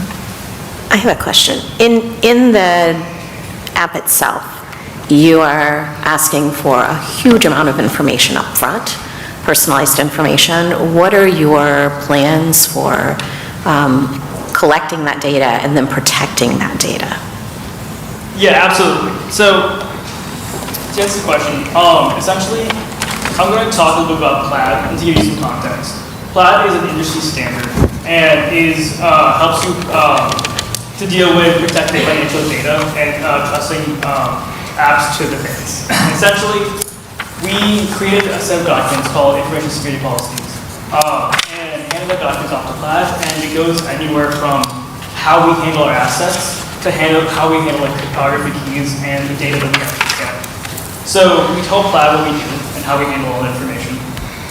And they took a look through our backend and our security infrastructure to see that we are trusted and that we handle all these data in the correct manner. And how we actually do handle data is through AWS services that provide security and protection. That's the question. I have so many questions related to that, but I'll let somebody else take the floor. Feel free to stop by our booth after and leave any individual details. Thank you. So earlier you had the growth that you had for all 4 years in brand partnerships. How are you planning on managing those or actually growing those to start? Yeah, absolutely. So we talk about, initially on the graph from that slide, we talk about promoted products and brand partnerships. I want to clarify a little bit there. We plan to start purely out-of-the-box affiliate opportunities. Amazon Associates is the one I like to use because everybody's seen it in like the comment or in the descriptions of YouTube videos. Though for brand partnerships, we plan to start going through the kind of established channels that these companies have for influencers to work in commission-based sales initially. And a lot of these are kind of hybrid. You generally apply to a program and they generally accept influencers of around 3,000 to 5,000 followers, which is why we want that scale to kick, why we want that channel to kick in around 2024. Then as we start establishing more of these partnerships and have shown reliable established conversions at above industry average rates, we want to then start reaching out to these larger household brands once we have an established reputation, an established user base, and established scale. Okay. And then how are you going to keep the AI fresh for tailored advice once you start taking off? If you look at what people are going to start noticing, at least by 2025, what you're doing, what is the plan around that? Because I saw development being a big portion if you get the seed money, but that's just kind of keeping it going with features. Yeah, absolutely. So we leverage a combination of both human input and artificial intelligence to tailor standard established financial principles to people's individual situations. And I think what makes us unique in that regard is our insight into the individual situation. Yes, other platforms could utilize artificial intelligence to generate advice, but the problem is that those platforms don't have enough information to understand your situation. They understand only at a transaction level and not the individual items that you buy, the patterns that you buy them at, and the motivation behind those purchases. We leverage a combination of all three of those in order to allow both current and future artificial intelligence systems to provide very well-tailored advice. And so in order for somebody else to do this, they would have to have the same kind of added cost of using both receipts and bank transaction data in order to generate good advice. What's to stop somebody from just doing that? Essentially, it would be a cost-benefit thing. And I'm going to support this question in two parts, cost-benefit and the market and how we market ourselves. As the cost-benefit side, it requires a complete restructure of the back-end systems and how they handle information and data. And in order to do that, they would have to shut their app down for a length amount of time that just wouldn't be worth it to them. So that's on the cost-benefit side. In terms of marketing, the apps that you see on the better slide, Mint, Truebill, all these kind of apps, usually focus on the wide audience. So from anywhere from the ages of like 18 to 35, they're meant to be for everybody. We're specifically targeting people who have this passion for savings and this desire to save up for those goals. And so we're targeting a specific niche that they just wouldn't see the benefit in targeting. What happens to your customer acquisition cost as you scale and your marketing cost as you scale? Absolutely. So essentially, as we scale, our cost of acquisition goes down.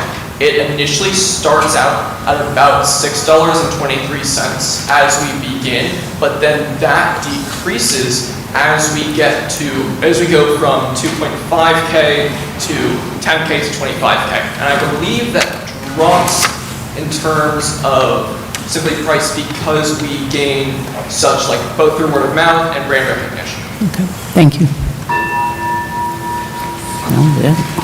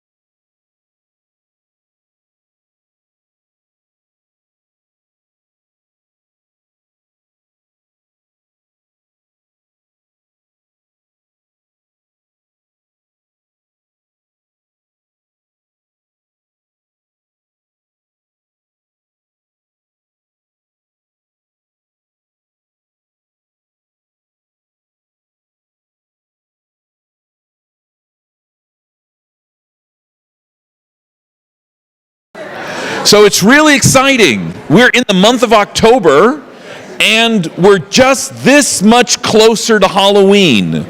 And when you think of Halloween, you think of skeleton. So up next, this is no costume, skeleton musical.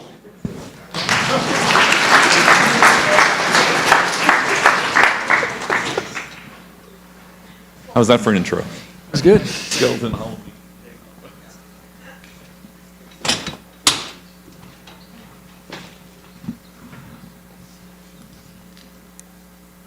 Here we go. All right. Hi, everyone. I'm Gabe. This is Lucas, and we are Skeleton Musical. So, when practicing music, there's two essential devices. The first of which is a metronome. A metronome creates a loud clicking noise to keep you on beat with your music. And the second is a tuner. Tuner listens to the notes that you're playing and makes sure that you're on pitch to make your music sound better. But these devices come with some major issues. First, let's start with the metronome. The clicking noise that it makes is distracting and takes people out of the music. And a lot of people opt to practice without them because they're that annoying. Not only that, but it's not very accessible. For people who play loud instruments such as drummers or people who are hard of hearing, they don't really use metronomes, and this is a detriment to their practice. Not only that, but both tuners and metronomes are cumbersome. There's not a lot of room in instrument bags, and so it's difficult to bring with you. And then when you do play, it takes up space on your music stand, and it makes it difficult to read your music. Over the summer, we conducted over 70 interviews, and 96% of the musicians we interviewed voiced discontent with metronomes. We got different feedback, like it takes them out of the music. Some people, it was actually had the opposite of the intended effect, and they didn't start on time with the band because it distracted them. And then some people just hated the clicky noise. So, our solution is the Skeleton Beat Band. I believe a prototype one was passed around to y'all just now. This is a metronome and tuner device that you wear on your wrist. So it comes in a compact, wearable format. And then it also signals the actual metronome beats with haptic vibrations rather than the audio tone. It also has a syncing feature allowing multiple of these devices to be interconnected so that way you can have cohesive practice or a performance together. So, the metronome market is $391 million. Not only that, but 46% of this market is made up by small businesses, meaning it will be easy for us to get involved in this industry. When it comes to competition, we have three main types of competitors. The first is apps. Apps are great because they're cheap and most people have their phones on them at all times. But most band directors don't let you have your phone in class, making it non-accessible for this particular environment. Not only that, but a lot of the features are hidden behind paywalls on the apps. And then we have your standalone tuner, which we've represented with the most popular brand, Korg. These are typically a rectangular box, and they have all the features you could want and are affordable at $30. But they take up a ton of space on your metronomes, or on your music stand, and also a lot of space in your music bag, and they're easy to forget and leave behind. And then we have Soundbrenner. Soundbrenner is the closest to us. They're a wearable metronome as well, and they also use vibration, but they have two major differences. The first is the price. The most comparable model of Soundbrenner is $250. And not only that, but their syncing function doesn't work. We have reviews with does not work, is terrible. If you look at reviews online, that's their major issue. Ours is wearable, uses vibration, is affordable at only $60 in comparison to Soundbrenner, and also has a superior syncing function that actually works. So, as far as actually getting these out in the market into people's hands, we're going to be starting with a local trial period in San Antonio area at especially middle schools and local nonprofits that we've talked to. We're then going to use this feedback, refine our prototype, and then hope to get on the product list that the band directors give those students at our trial schools to then transition those first early adopter trial students into our first customers. From there, our next step is going to be outsourcing our product manufacturing, especially in electronic goods. Not only does the size of the product drastically decrease when you outsource to larger manufacturing, but also the cost falls way down as you order more and just have a larger scale order. As far as selling, we're going to have two parallel methods. The first is going to be a distributorship. In the music industry, this is especially important because a lot of schools and musicians go to either stores or their band directors who often get their equipment from direct to distributors. And then also we're going to supplement that with online sales direct to consumer. So, as Lucas said, we have focused primarily over the summer on conducting 70+ in-person interviews, hearing what they want, what they don't want, and how we can really address the problems that we've heard. we are now beginning to shift that focus into our trial period, getting our prototypes ready to get them in the hands of actual schools and nonprofits by January.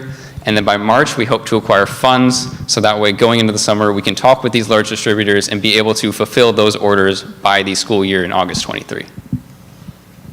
So, the $5,000 over the summer had three main uses. We used $1,000 to develop our initial prototype.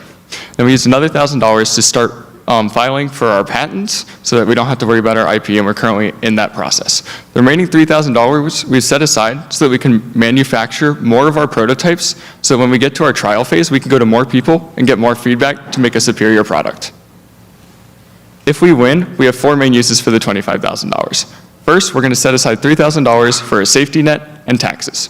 We're then going to use $5,000 for marketing to get traction behind our brand and help secure our initial sales. We're going to use another $5,000 to finish the patent process so we no longer have to worry about our IP. And then the remaining $12,000, which is the most crucial to our growth and benefit, and where the $25,000 really helps us, is our first large-scale order. So we can start contacting different distributors to acquire a deal and start selling direct to consumer. And then finally, why are we the four people to do this? Two main reasons for that. The first is that we are all musicians, so we all have personal gripes with all these issues, and especially metronomes, obviously where the idea came from. And then second is that we're all four senior engineering students here at Trinity, so not only do we have the experience of what to actually go solve and what problems musicians are facing, but now we have these skills that make us capable of going and solving them ourselves, like you can see with our prototype. And that is it. Thank you very much.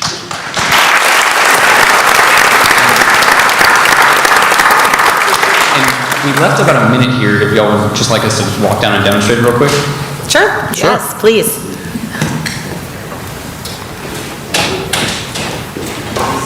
First handmade prototype, which is why it's a little thicker than it would actually be. But you have your metronome and a tuner function, different subdivisions, and then you can set the beat or sync it to an existing beat. They can listen in the room and set it to a beat. But here I can set this one and you can listen. But you'll feel it's, you know, the haptic vibration rather than the audio tone.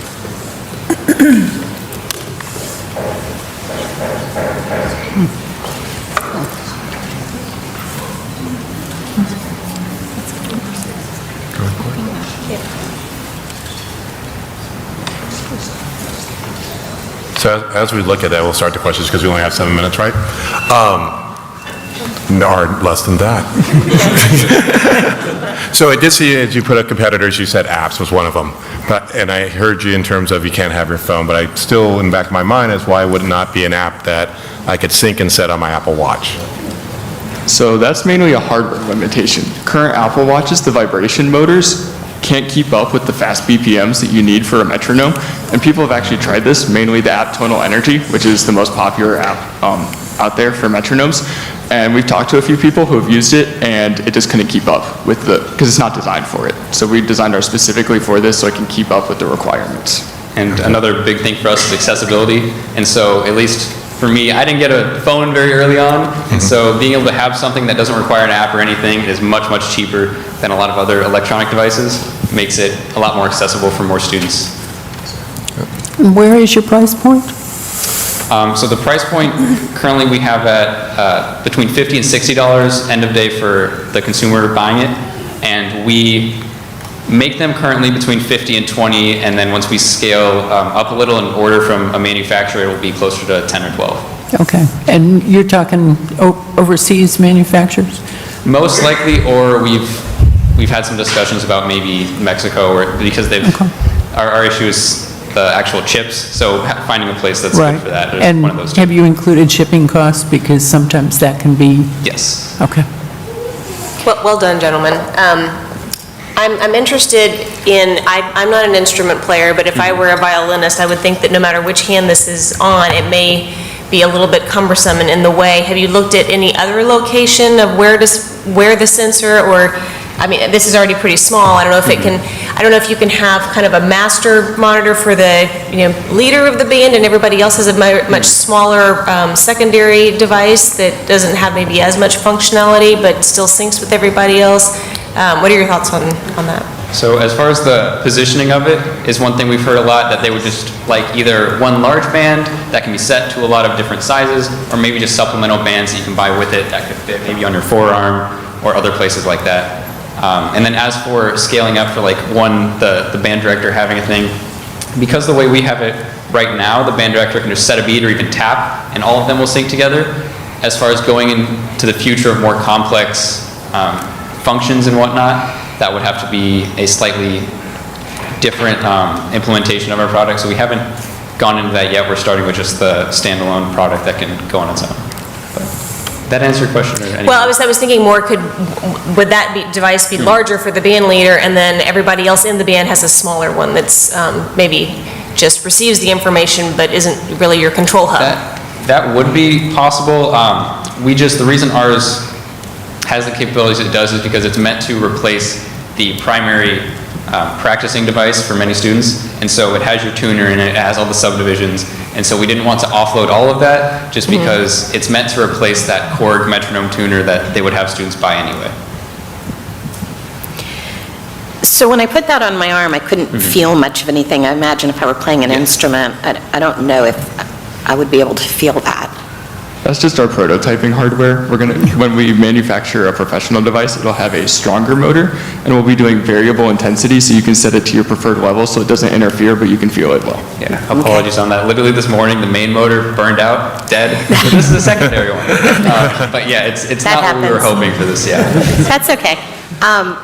Is there an issue if, and I don't play music, but at Kid and Band, in the room, can some people be on a traditional metronome and others be using this, that you'd still hear the metronome even if you were using this? I'm thinking about kids who might have sensory challenges, who might not want to put that on their bodies. How does that work? Ours is actually designed to work with one because it can sync to audio metronomes and they'll be on the same beat. So it can integrate with a normal metronome perfectly fine. Okay.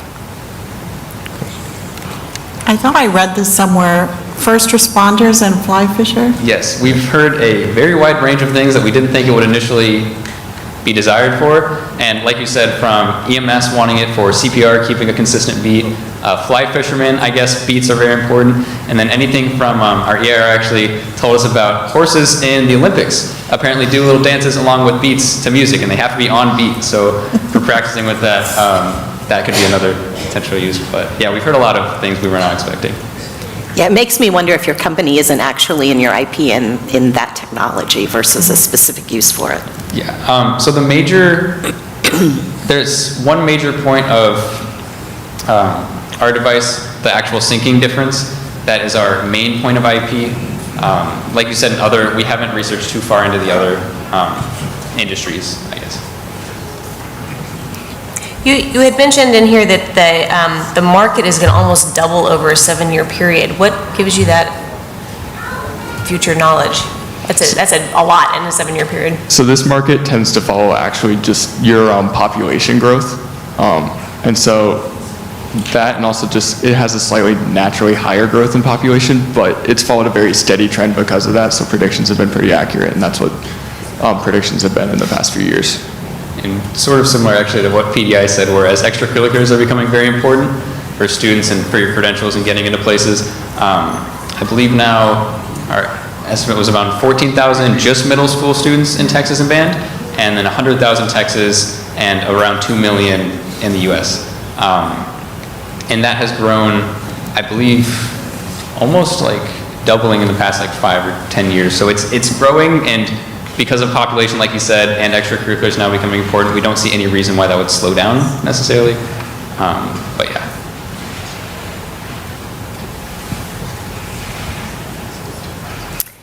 I also read about celebrity spokespersons. Have you can you elaborate on that? And Yeah, so our marketing strategy going forth is going to be about 6 to 9 months of kind of bootstrap, social media, organic, seeing what works, what doesn't.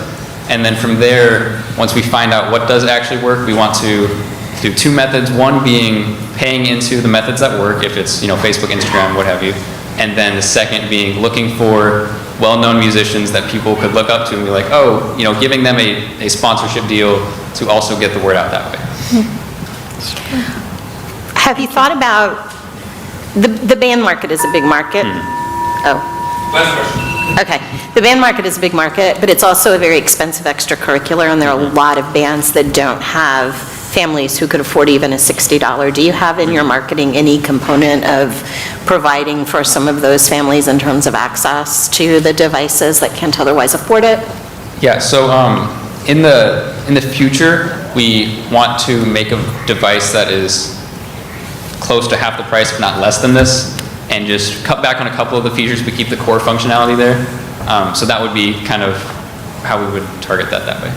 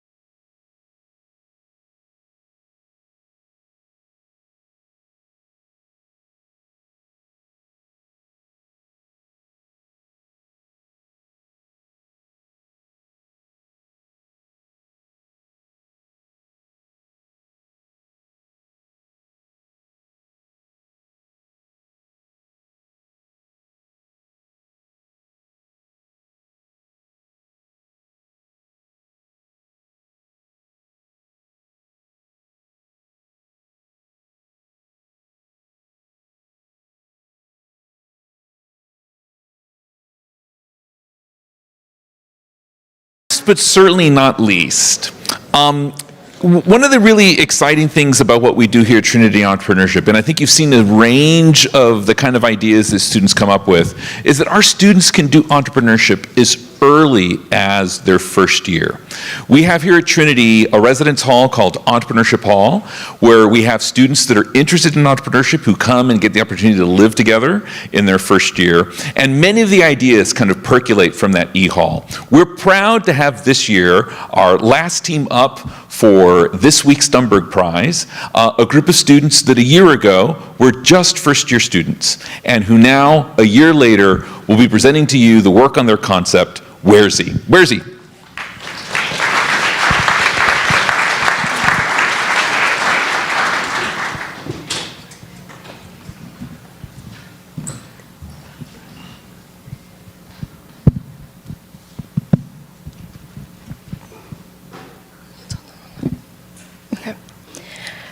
When I was a kid, I was constantly losing track of my parents to the point where they almost put me on a leash like a dog. Fortunately, that call was never made. County 911, what is the address of your emergency? Yes, my daughter is missing. They had her outside to be a car rider. She was supposed to go to daycare today. She didn't show up on the daycare bus. In 2021, the FBI reported over 300,000 missing children in the National Crime Information Center database, with parents who had to make calls similar to the one you just heard. This drastic number doesn't even include children who wander or go missing for short periods of time. Imagine if your or a loved one's child was part of this statistic. Where'sYou is here to solve this problem by creating a safer environment for families with young children with a location tracking bracelet, which serves not only as an extra measure of safety, but also as a cool fashion accessory. The bracelet will have an embedded tracking device, which then pairs with the parent or guardian's phone through an app, allowing them to view the child's live location. As Ellie mentioned, along with the physical product of the bracelet, we will have an app that parents or guardians can use to track their child's live active location, the location history, as well as set boundaries for their child using geofencing. We plan to use our website not only as a place to sell our product, but also as an educational platform for parents to learn more about child safety. In hopes of this, we not only hope that this is a solution to the problem, but also to drive more traction to our website. Around 80% of children ages 12 and under have not yet received their first phone. Based on this, we have determined that our target users will be children ages 2 to 12, as parents with children who fall in this category do not have an alternate way of tracking their child. Our market size is quite large. In San Antonio as a whole, there are roughly 200,000 children ages 9 and under, and in Texas, there are roughly 5 million children ages 11 and under. This shows there are a lot of potential users, which also leads to a lot of potential customers being the parents or guardians of these children. In addition, our industry size is large. The wearable industry as a whole is around $115 billion, with the wristwear industry being closer to $35 billion. We are even more specifically in tracking wristwear, which is a smaller portion of this $35 billion. We are currently using a B2C business model, and we are planning to sell to parents and guardians via social media platforms as well as word of mouth. However, we are highly considering looking into nursing homes, amusement parks, and schools as other markets, and primarily we're looking into amusement parks because through our research, we believe that amusement parks would be the most successful for our company. So our go-to-market plan is to use social media, specifically Instagram, TikTok, Facebook, YouTube, and LinkedIn, as well as Twitter, to get the word out about Where'sYou, as all these platforms have been successful for other startups, as well as reach a wide range of audiences. We also would like to use word of mouth, reaching out to parents, friends, as well as parent bloggers and parent influencers to get the word out about our product. Our current target customers are hyperaware parents who are in desperate need of knowing where their children are, whether their child is a wanderer like I was, their child has special needs, or their parent is just looking for that extra sense of security of knowing where their child is at all times. So our two most direct competitors are the AngelSense, which is a small tracking device that has multiple different ways to be worn and is specifically targeted to children with special needs. Our second competitor is the GeoBit, which is a tracking device designed and produced by Life360, and it has to be physically attached to the child's clothing.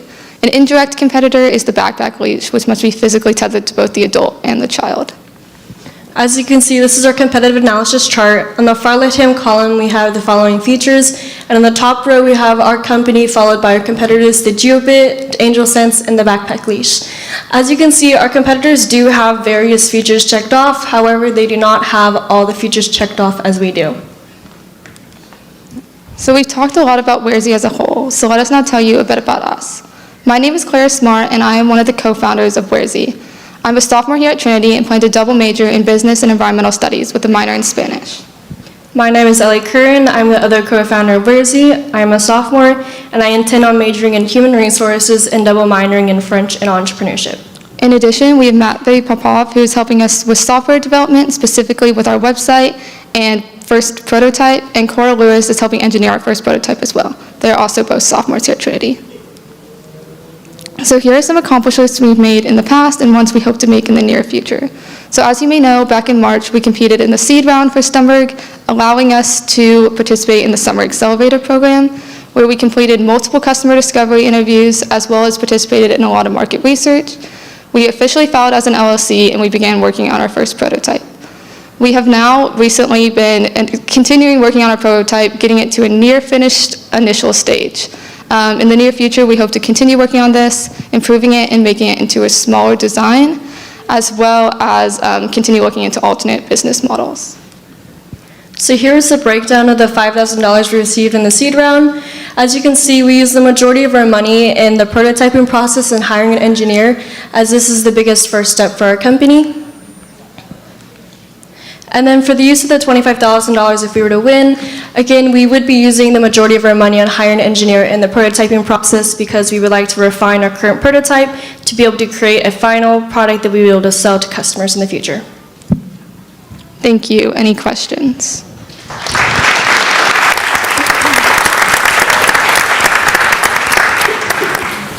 Great job. So I'm one of those parents who tracks both of my teenagers on Life 360, and they hate it, but they understand. And so I asked my 13-year-old daughter, so what do you think of this? Would you wear this? And she said, absolutely not, because I'm 13. So we understand that it's, for 12 and under. It looks like a tracking device, not as aesthetic. It doesn't look like a tracking device, but it doesn't look like a piece of jewelry. So it makes total sense to sell it to an amusement park or to a school and say, hey, we're all on a field trip today, everybody's got to wear their bracelet. But it doesn't come across as a piece of jewelry or something that a kid wants to wear. I know you were talking about some accessories and things that you didn't really mention it today, but some jewels or something that you could add to it to make it more fun for the kids. But she was asking, because it's just a tracking device, it doesn't really have other functionality, it's got a straightforward purpose, could you put it on a pendant which would be less likely for the child to want to take it off, or that they can't reach it because it's got a tough clasp behind the neck or something like that. So just have you looked at other ways not to have the wearable tag, because obviously that one looks like a tag, but some way to make it less, it doesn't look like a watch, it doesn't really look like a bracelet, it's kind of fun, it's kind of cute, but to me it's more purposeful to intentionally say, y'all are wearing this today so I can keep track of you, versus you wear this every day because it's cute. Yeah, we've considered looking into alternative ways of having the user wear the product, including tags on clothing, where it'd be a little clip of sorts that you could clip on a clothing tag, as well as with shoelace aglets and stuff. But we are now also, as we mentioned, going into the amusement park and B2B model, and that would focus more on just this design, and it would have the logo or the name of the company if it was Six Flags, something like that. But this would be more hope to look more in a bracelet form.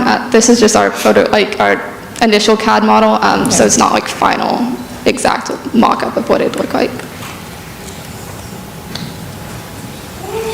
I love the nursing home. I have a neighbor that's always walking, and she has some dementia, so I think the nursing home is a good expandability of your product. Have you explored or done any research with nursing homes or senior facilities? We haven't gone too far in depth of nursing homes because we have been focusing primarily on amusement parks.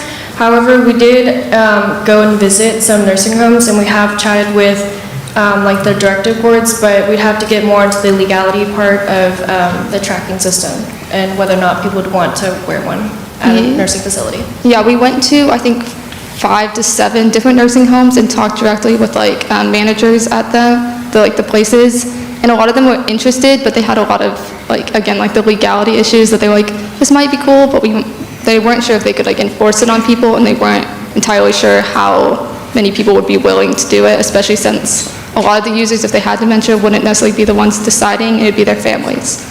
But we are still considering it. So these devices, and not just yours, but historically across all of these devices, there are challenges with privacy and being able to hack into these systems and track people. What are your plans for securing that in your device to make sure that these kids aren't targeted? Yeah, sure. So the data travels basically from bracelet to the server and then from server to the client. So all of that transfer is going to be SSL encrypted, which is the standard of encrypting your data. So it's hard to hack. And then all of our services are built on top of AWS, which is Amazon Web Services provider. So it has pre-built security by Amazon, which is probably the most secure thing in the industry right now. So we're basically secured by all possible means, and the only piece of information that could be hacked once again is the location of the child. So we're focusing on not letting that be hacked in any way. Basically, if Amazon gets hacked, then we would get hacked, and if Amazon gets hacked, that'd be a major issue for everyone. So, True story.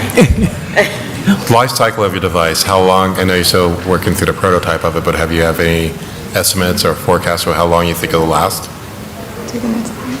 So just to clarify, how long will it last, the prototype? So I guess there's two questions. Is it a rechargeable device? Yes. If it is, then that helps a little bit in terms of how long it'll last. If it's not, then is it like an air tag? it will be like rechargeable, like an Apple Watch is rechargeable with the inductible charging, something like that. So it should be able to last a decent, like the same length as most things, and especially since there's no like program, necessarily no software updates or anything like that, it should be able to last a lot longer than an Apple Watch would or something similar to that, as it's not constantly being updated and the server's not like losing its lifetime. Do you know how much of the market you plan on as you scale? And because you talked about the overall market, so usually we see drill down to how much you can start with or how much you can go after. And I'll tell you, I think the amusement parks are your route.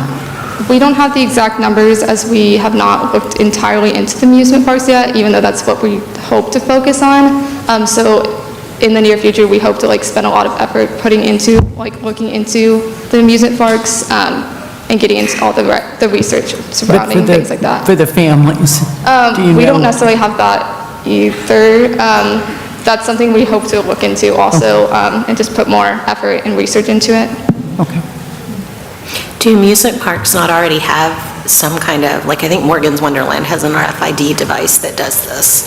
Is that not common across other? It's not. I know Disney World has a somewhat similar thing, but it's not necessarily you tracking your child. They do things where like they have a band of stores that allows you to like use it as a fast pass or like tickets or unlocks hotel keys, which is relatively kind of similar technology, but not exactly the same. Would your technology be able to embed it in something that they already have? Yeah, that's definitely a possibility. It could be like a merger, and not necessarily a merger, but you could probably have both within the same device. You basically have a chip that you can embed into any type of system that is like wearable, so it's definitely modifiable based on the customer.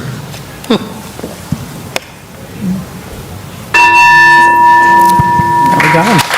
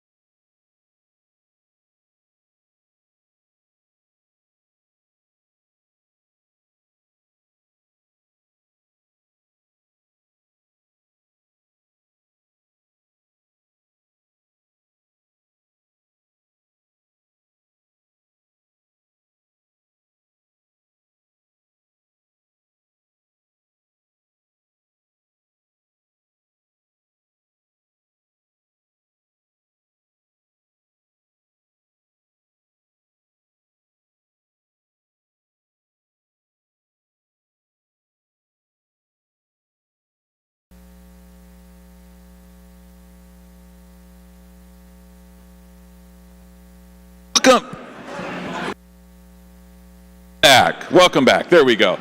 Welcome back. Before we get to the presentations of the big checks, can you please join me in another big round of applause to all our teams? They're extraordinary. Absolutely extraordinary. There's a couple of key point people that I want to make sure that we recognize before we get off to the presentations of the checks. First, I want to make sure that I recognize our student workers in entrepreneurship who've been so great in doing the work that we've been doing. Can we give them a round of applause, our student workers that are here? None of this would have been possible without our incredible team at Trinity Entrepreneurship. I'd like to honor first Brianna. Where are you? Where are you, Brianna? There she is back there, making stuff happen.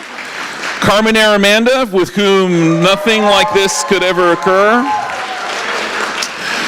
But the person who deserves the most credit for what happened today, everything from layout to flowers to food to catering to the banner, is a great addition to our team. Liz Murillo, where are you, Liz? Where are you, Liz? Liz, where are you? She's back here like she doesn't like the credit. Can we give Liz a round of applause for just doing a great job with the event? Thank you so much, Liz. Also, please join me in thanking our judges for a great, incredible work they did. It was very, very hard. It is my honor today to introduce to you all someone that we all are just so excited being here at Trinity. Trinity's newest president, President Vanessa Beasley, president of Trinity University. Dr. Beasley, please. Thank you so much. I have a few words to say, but the first one has to be the obvious one. Wow, that was amazing. I'll direct it to you. That was amazing. I feel not just so much gratitude to be here with you and your fellow students at Trinity, but also so much hope for the future because of your creativity and your persistence. So thank you. Join me.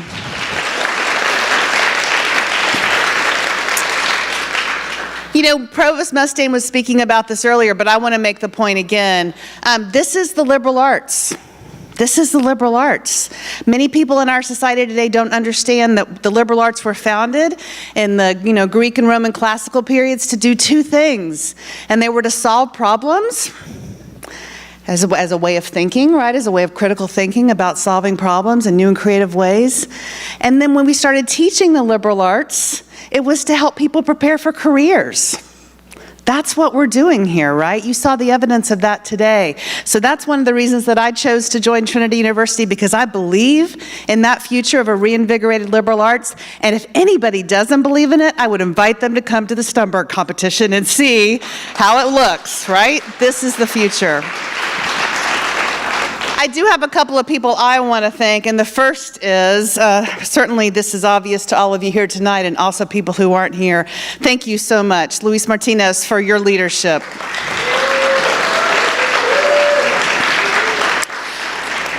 We were talking earlier about how nobody really does anything without vision, and having the clarity of vision that you do makes this look easy, but also we want you to know we understand that it's not easy and that we support you and we know how important this is. So thank you so much.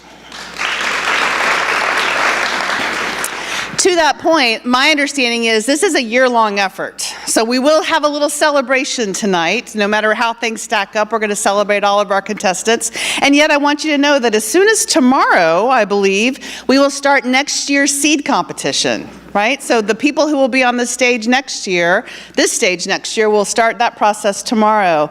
And I want to make sure that, as you've already heard, that we think about all of the people whose efforts, labor, and attention goes into that. And particularly, and some of them that are here with us tonight, our faculty members who aren't on the stage all the time with our students, but whose work and whose attention, whose care, and whose engagement with our students. Another hallmark of Trinity, having that faculty engagement, helping you learn what you need to know to solve problems. They are looking at me like, would she stop talking because we want to know who got the check? I just got a little bit of that from the side there. I just wanted you to know. There are a couple of other people I want to thank. Obviously, I want to, again, honor the vision and the legacy of the late Louis Stumberg, whose vision for Trinity and so many other parts of our community here in San Antonio have had such a lasting effect. And of course, this competition is named in his honor, and we thank so much the Stumberg family. Herb Stumberg is here with us tonight. Herb is also one of members of our Board of Trustees, and I'll just be very direct and say also one of the reasons that I'm at Trinity University. So thank you so much, Herb, for your support. I'm getting closer. Okay, and also a big shout out once again for the mentors. We have members here. Stand up if you're a mentor. Some of you have already stood up. These are members of our community, both on campus and off campus, who give their time to our students, those who are here tonight and others too, to make sure that our students are getting an education outside of the classroom as well. I would also like to thank the judges, as you've already heard, and I would also like to let you know this.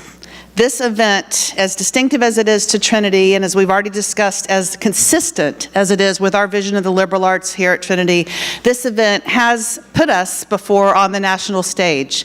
This is an event that's routinely profiled as something that makes Trinity really distinctive. And so in addition to being a platform for our innovative students, it's also one of the reasons that I'm really proud to be your president. So thank you for all the work that's gotten us to this point. My understanding now is that we are going to announce the fan favorite. All right. Hopefully I'll get this to work. Yes, good, yes. But before I announce our fan favorite, I had a little director's kind of mind lapse. I forgot one member of our team, not because what the work that they do isn't important, but because their work is so new. I want to recognize also Sarah Leslie Hayes, who's sitting over there as well.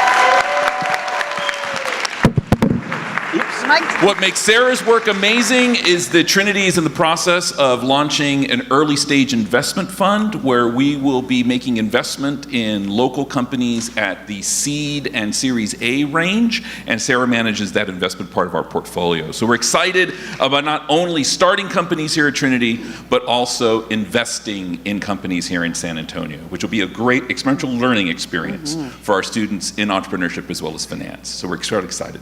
But now, let's talk about the awards. So, by your votes, the fan favorite gets to take home this incredible trophy. We're proud to announce, President Beasley? Yes. Holding that? All right, I'd be happy to. Skelton, come on down.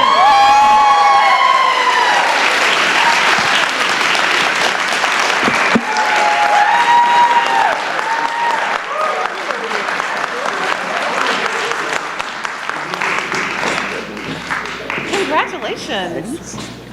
Congratulations.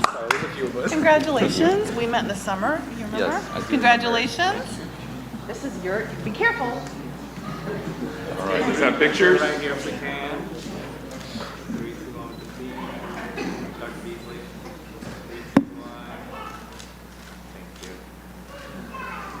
Any other parents? All right, Skelton, thank you much. Congrats. Congratulations. Thank you so much.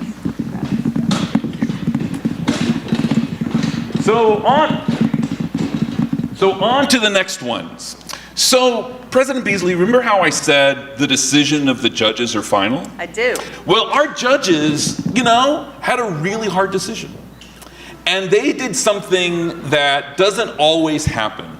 We will be honoring today a runner-up and 2 winners. How exciting is that? People are like, how will that work? How will that work? You'll see. You'll see. So, make sure I don't screw this up. Okay, this is it. Happy to help you. Yes, here you go. Okay. There we go. Okay. For our runner-up for the 8th annual Stumberg Prize competition, winning a prize of $5,000, Skelton.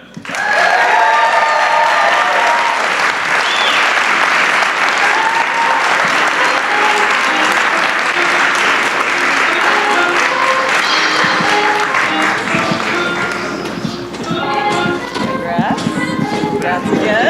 Congrats again. That's great. Let's get a good picture.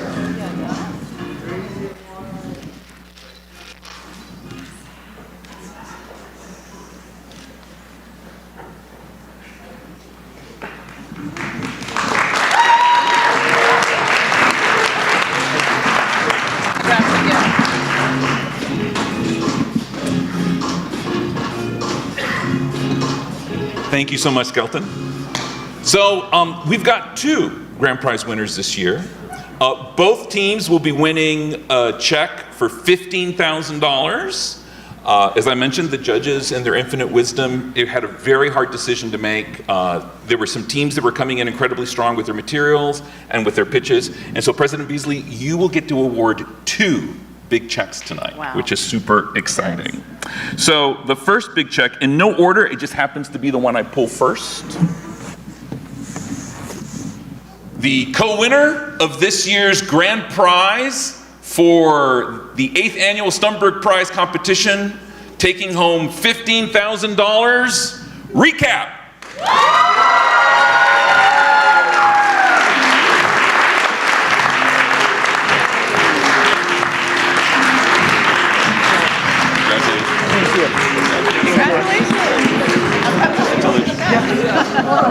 Congratulations. You go around. Yeah. We have to stick together. Yes, you do. We do. That's right. Oh, yeah.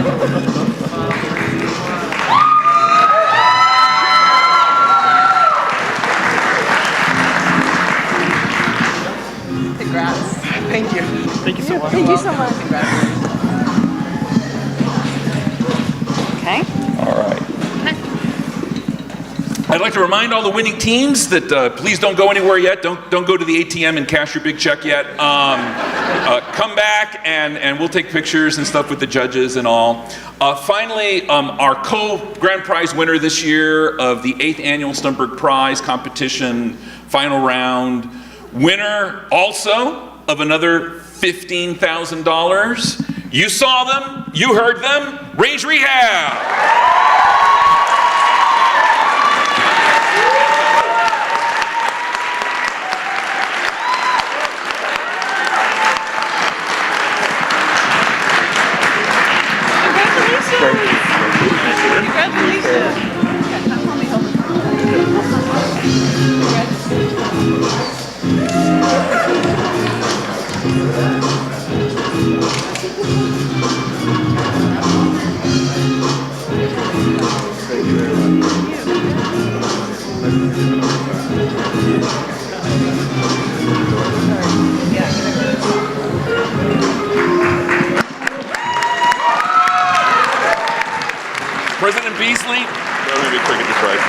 President Beasley, thank you so much for joining us today. We know you're incredibly busy.